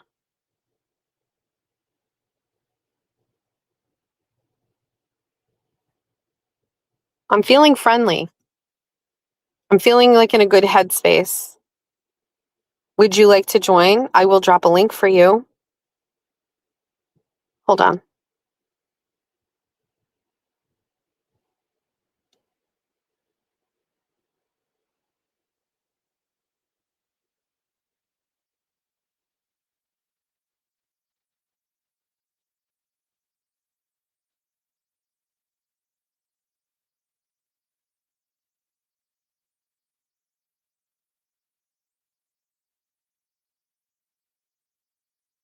She's on YouTube.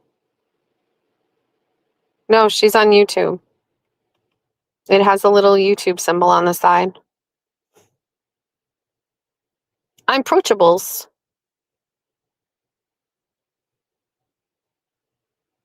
Oh, maybe have them blocked. I don't have them blocked.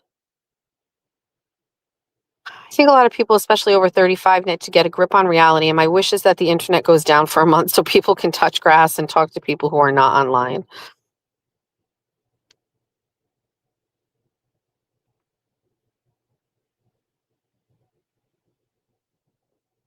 I'm actually so pissed off that this woman was in a conversation and she ghosted me. Ooh. It's fine. Listen, you know what? Any other person who dislikes me who's in the chat who would like to have a conversation with me, I am open to it. Nobody else. I don't need friends on here right now. I love you all, but that's not the kind of conversation I'm poised to participate in. Oh man, that sucks. Oh well, anyway, so disappointed. I'm sure it won't be the first or the last time. But can I just check one thing? I think we're probably going to go.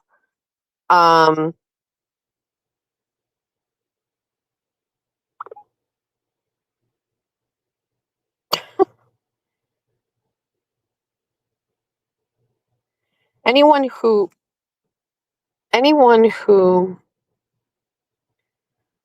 for anyone with children under age 10 who spends more than 10 on YouTube and X is a huge problem. Spends $10 or 10 hours?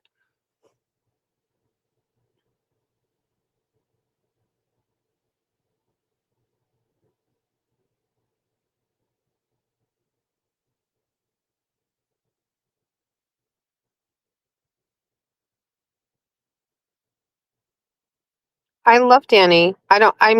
If Danny's have a different opinion or he's mad at me now, it doesn't matter. Like that, it doesn't change like the comfort that Danny's show provides me with the sound and how he speaks and the way that the chat runs.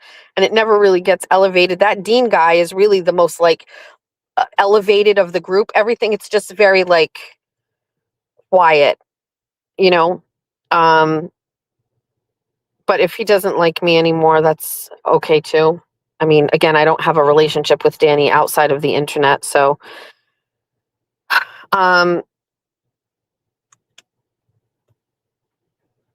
Danny made a deal with 5150.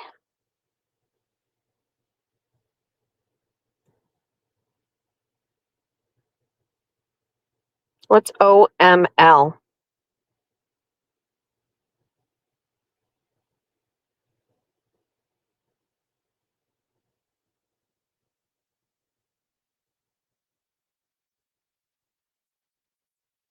What's OML?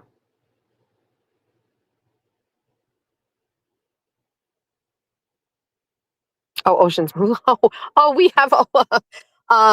Yeah, I just, I just don't have an issue with Danny. I'm not perfect. I'm not always right. And overall, perhaps some people could say I shouldn't have ever interjected or given my opinion on any of this stuff. And maybe that would have saved a lot of trouble. I'll entertain that, but I mean, I give my opinion on everything. So, let me read these comments. Danny said he would no longer call her 5150 and has moved on. Good from him.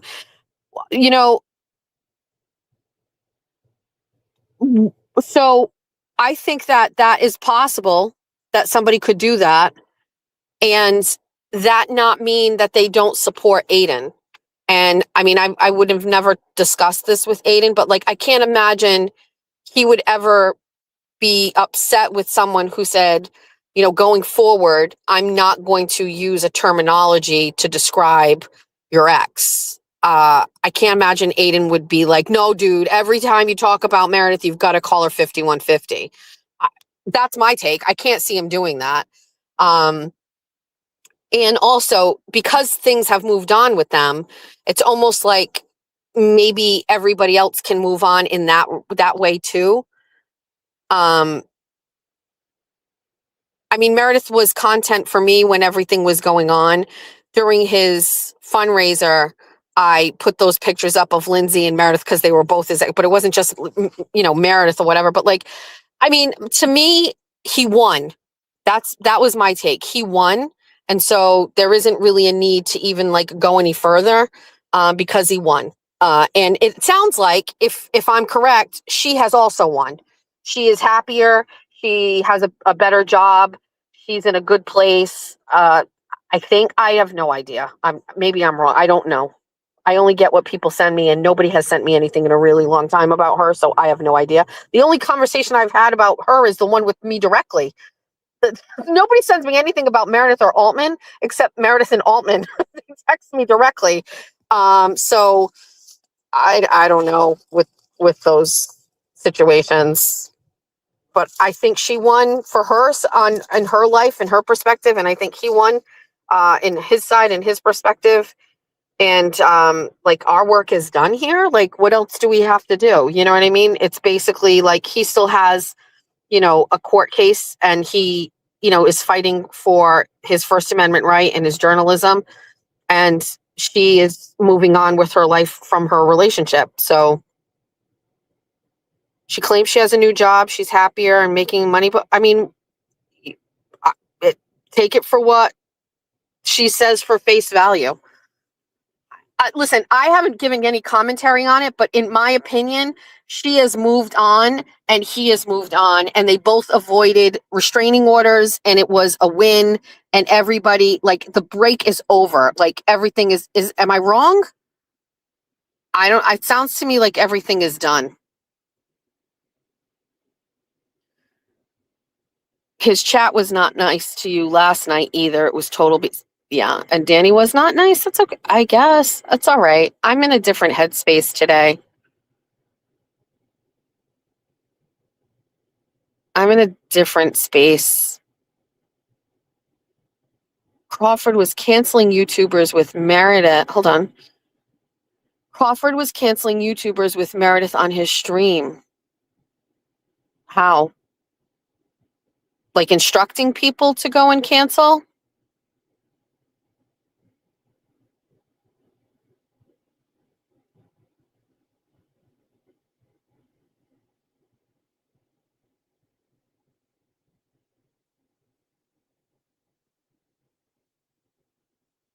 Oh, they had a list. And he was telling everybody to mass report. Instructing. Oh, was I on the list?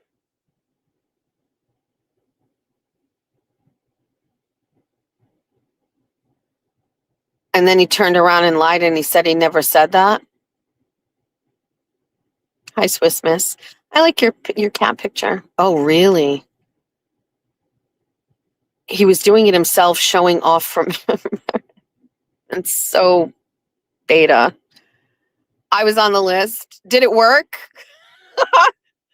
Did it work? Am I producing this show on my shoe phone? Did it work? Did he get any of the channels taken down? I love the chat when I get to talk to you. Crawford was reporting people in the chat and said everyone should do that. Meredith has a list, including you, that she said she's got a team to go in after. Did they win? Did they win the internet wars? Are we still here, Tara? Trying to dox Toy. Saying she had old docs. Shout out Ray from Dallas. Great guy. I have no issue with Ray from Dallas. We need war water. Looks like they lost. I don't think anybody was removed from YouTube. Problem with that is Crawford can have his channel taken down. I will say, I don't know if anybody's realized this, but I've listened to an exceptional amount of YouTube over the past fucking week. The bunny army is really a thing, huh? Like, I know what it's like here when I do the shows, but like, they like consider you all to be like a real, and I love that it's like the bunnies and the armies. It's crazy. So Lucky Linda Lulu just said that today I will hit 2 million views, and I knew I was close. Let's go take a look and see where we're at.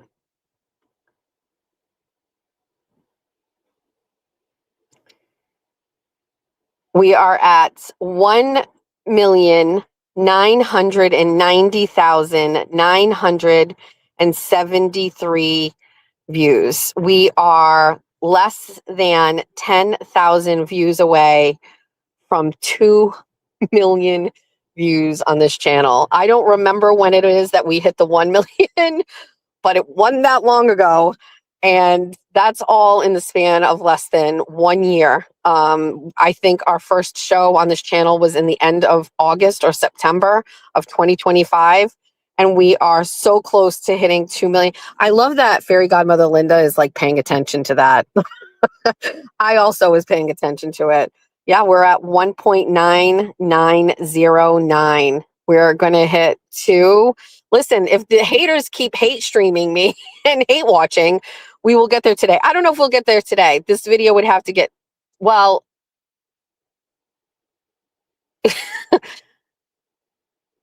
it might. It might. I'm sure other people will monitor it. I don't know if I'm going to be able to, but I have today. So today, aside from getting on the internet and really just kind of bookending what has been a really terrible week, it's 7-8 days of just the hardest of the hard, which I know one day I'll look back and go, it wasn't really that hard after all. Like what? Like it's hard. I wanted to get this show done today, but I have a bunch of public records requests that came in and I did not even open them. So we need to go open those today. And they're all from all different places. But I was so consumed with this bullshit that they hit the account. And so I've got to go open them and take a look at it. And I also have to not resubmit, but submit a new public records request for something. So today was like a little bit of a public records request thing. The article that I posted on Substack about the candidate for state rep, Jamison Souza, is doing very well. I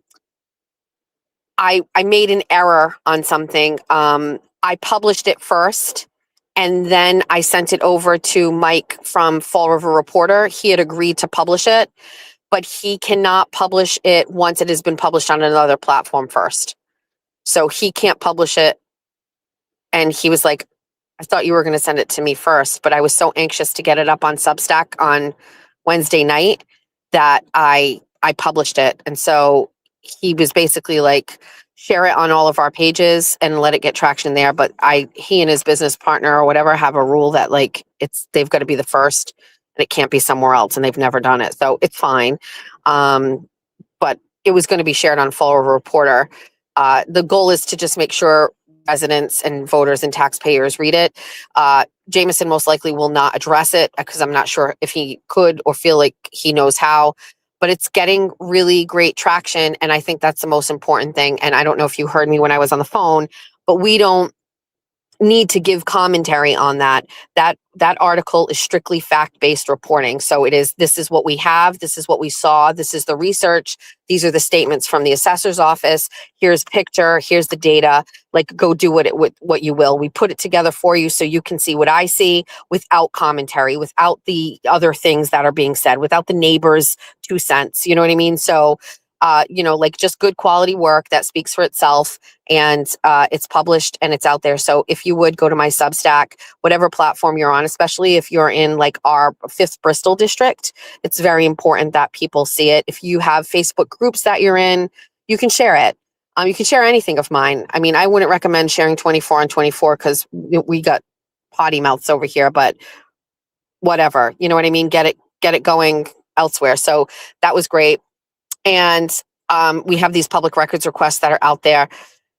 I have an article I want to try to write, but it's about Jacob Pothier and the conclusion to that story. And the conclusion is that the family settled for a dollar amount with the school district and the case is over. And I had somebody call me to discuss something about that. And there's some other stuff about it that it's, again, like a bookend to kind of close that up. So anyway. Does Aiden know what?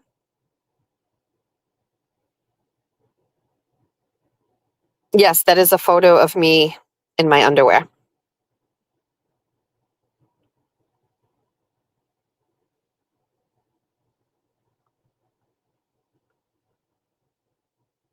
So when the Glare made a point of saying that he didn't answer you straight away was because he did not want to misquote your words has made him look pretty stupid now. I don't. Everybody is going to have to just live in this space post last night's Jessica Machado stream. So y'all just can exist out here after that. You hang on every word I say. You watch every fucking stream I put up. You watch every word. You watch me like a hawk. You're watching right now. Well, you watched last night's stream when in real time we were just like, wait a second, that's actually not what I said. And by the way, as I said, I'm saving it all. But Baker's statements were inaccurate and emotionally based and potentially influenced by alcohol. And the name of the stream is Four Loco. He talks about having drank, and he went on a stream, and in that stream made very, very specific statements about what I said. And then he ran with it. And then everybody who likes him ran with it. And then a bunch of content creators who were jealous about me ran with it and thought, well, now's a good time to go after this cunt because you got a nice guy like Baker that doesn't like her. Let's go. Safe space. Safe space. You know?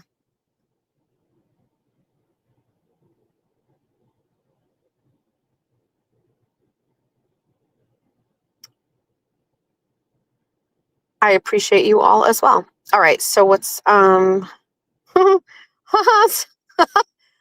sent me an AI picture of bunnies in war with toast.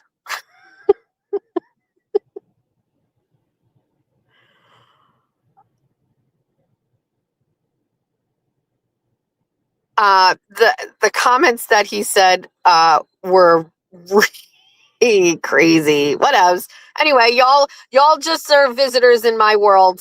Like, good luck. Good luck. The only thing I wanted to make sure I said this morning was about that stream that I took down and why I took it down. It was because of that fucking noise in the background was so bad.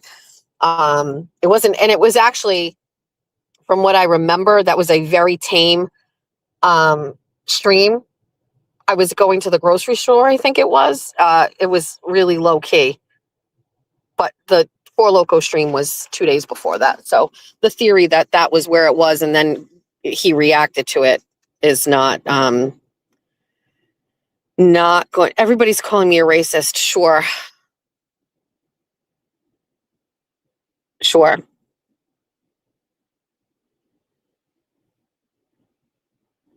I'm not getting into race wars or race conversations with anybody at all. Believe me, I'm very much aware that people are saying, because I say that there seems to be a disproportionate number of what looks like Haitians working for Amazon, driving and not following the rules of the road, that people want to say that I'm racist. So let's think about this. How do we quell the fears of me being a white woman racist? How do we do that? Well, with facts. So let's go find out how many people who came here in the Biden administration of Haitian descent got driver's licenses without having to take one road lesson. What's the process look like? How did that happen? Where did they get them? How did they get their driver's licenses? Second, you want me to think that this is just my imagination? You forget. I went to the hotel in Taunton, and guess what was set up in the hotel in Taunton? A job hiring room for Amazon. I walked right into it. They set up a room at the Clarion Hotel in Taunton for migrants once they were all set with their paperwork and getting their free food stamps and getting their free cash and getting their health insurance and getting their cards for Uber and getting all their stuff. They would send them down the hallway and say, you want to go apply for a job? Go ahead. Amazon's right over there. I have pictures of it. They were right inside the hotel. The hotel was closed to the public. Nobody else was allowed in the hotel. It was distinguished as a migrant shelter. The only people that were in that hotel were the migrants, the company that ran it, and a pop-up Amazon job fair room.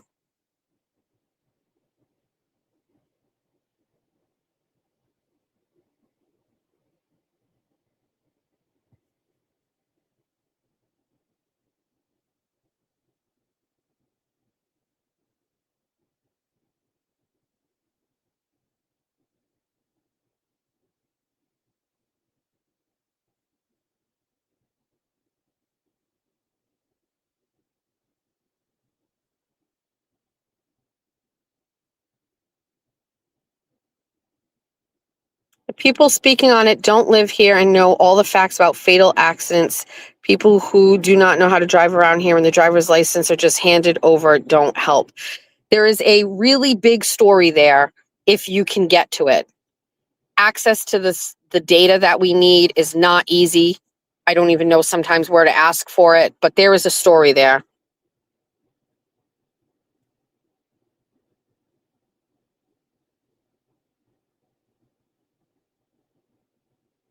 Handed out CDLs without proper vetting, training. People are killed because of this. 100%.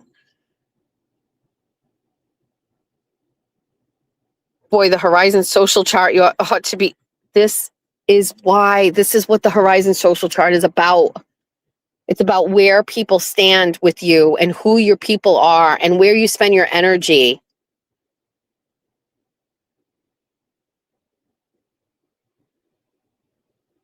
Laura's making a great point. You get your driver's license, you're automatically registered to vote.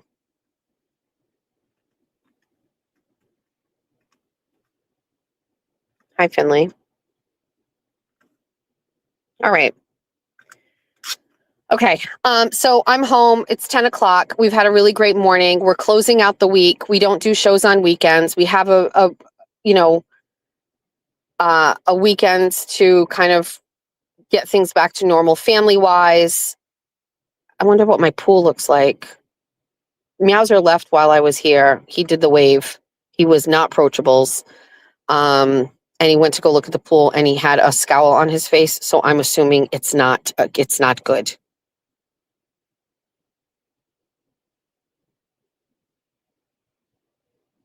Doesn't sound good.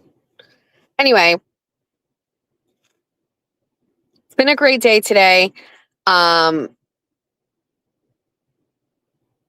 Listen, I can't tell you what to do, but are you okay with me making a recommendation? Forgive, but don't forget. Just hold it in a space that's not on the internet. We don't need to, like, think about our reputation as this group. Think about the reputation as a bunny, which everybody is saying we're bunnies, like blah, blah, blah. Like, think about that.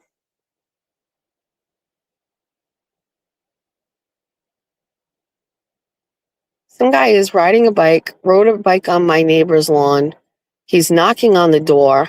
He was on the grass. My neighbor would never allow it. I don't feel like I've never seen this person before. Something wrong? He's not an expected visitor because they're taking a long time to get to the door. Let's watch. This man is in spandex. He just rode his bike on the lawn. He's got a helmet on. Now he's walking around the lawn. Now he's going around on the other side of the house. My neighbor did not answer the door.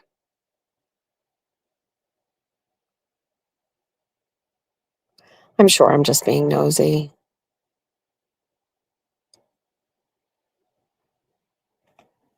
I'm going to stay out of it, but I'm resisting the urge to stay out of it. Now he's standing at the end of the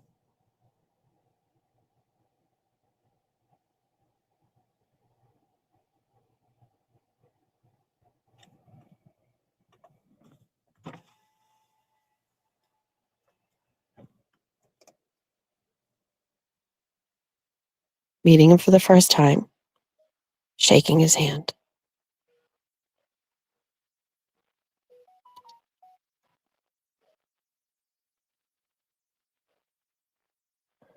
Looking around the property.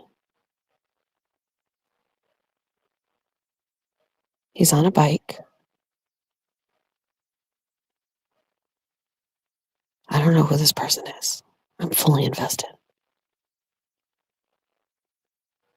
Seems friendly.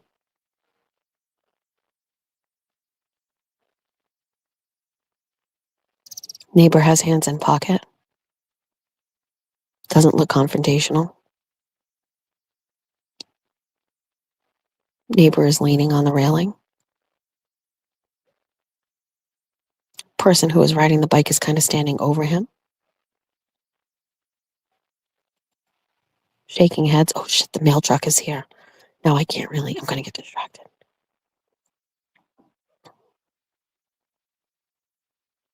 Where did this guy come from? The guy in the bike helmet keeps shaking his head no. Like lots of no's. Here's my mail lady, right on time, 10 o'clock. Winner, chicken dinner.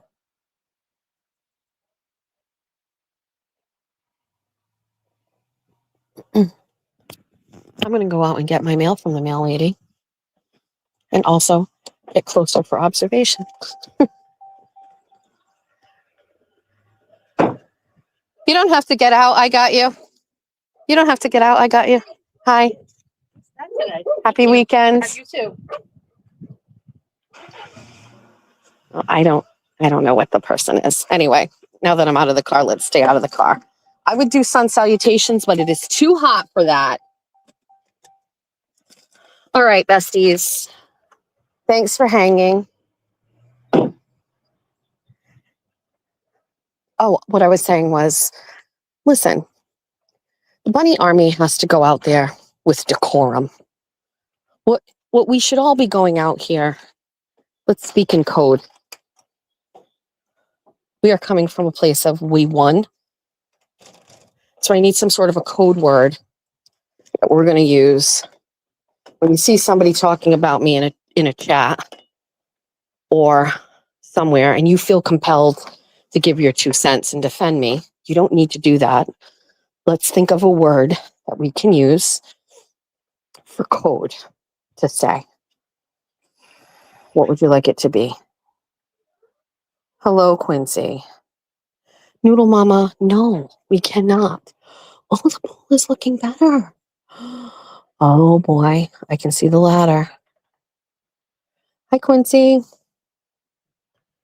Is that crochet? Free, vindicated carrots. Carrots. Fuck off. Flashlight, too soon, too soon. Never ever, never ever. No. Rabbit's foot. I'm reading these. Pyrex, no. Carrots.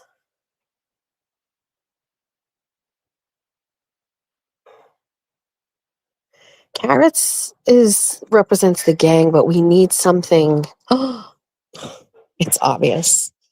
We need the diamond emoji because that's like 24 carat. Diamond emoji. Just put the diamond emoji, right? Does that work? Carrots was close. The carrot emoji was close, but 24 carat. Diamond emoji.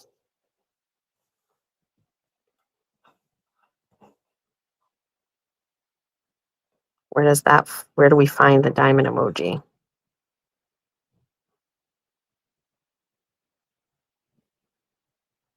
There it is.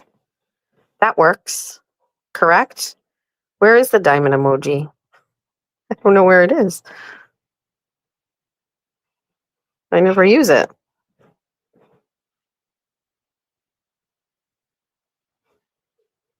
Okay, we just search for gem.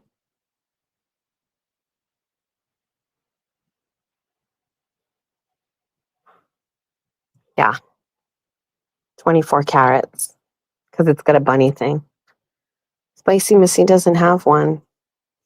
She's the one that needs it the most. she's the one that needs the emoji the most. Yeah. It's perfect. It's perf. All right, besties. Have a really, really great day. Don't get onto the internet and fight. We're coming from a place of confidence. We don't need to do it anymore. It's just scrappy out there, right?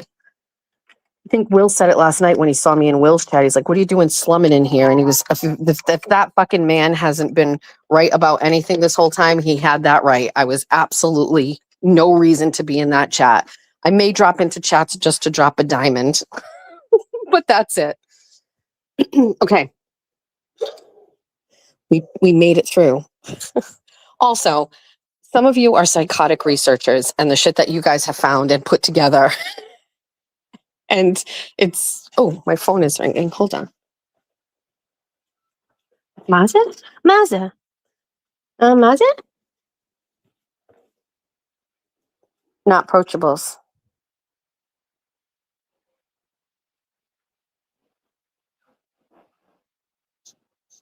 Oh.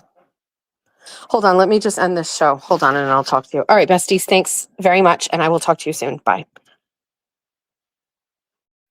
It's all your favorite Jess Machado songs on one CD. Wake up in the morning feeling like P. Diddy. Grab my glasses, I'm out the door. I'm gonna hit this city. Before I leave, brush my teeth, say goodbye to Jack.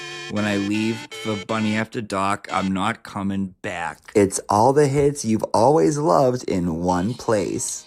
Just so everyone knows, it's alright because I got Jeff his new guitar.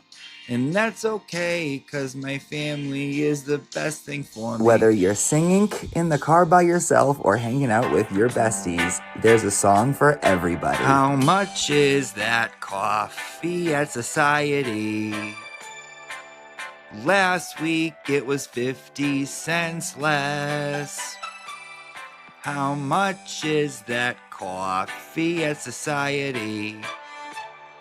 I don't care if this causes a mess. Recruiting seagulls, dishing about politics, or just straight up gossiping, this is the CD for you. One low price of $19.99. The chat I can't see.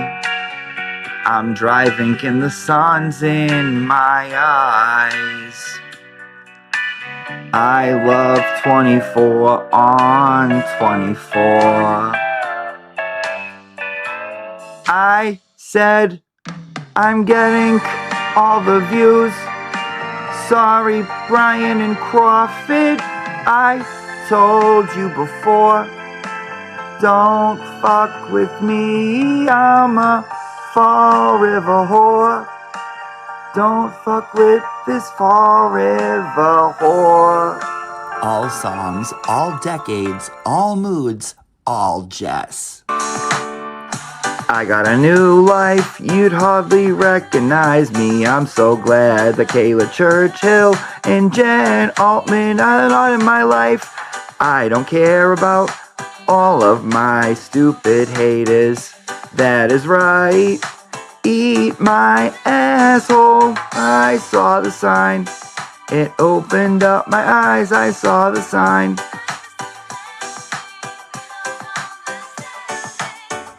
Get out of bed and call today.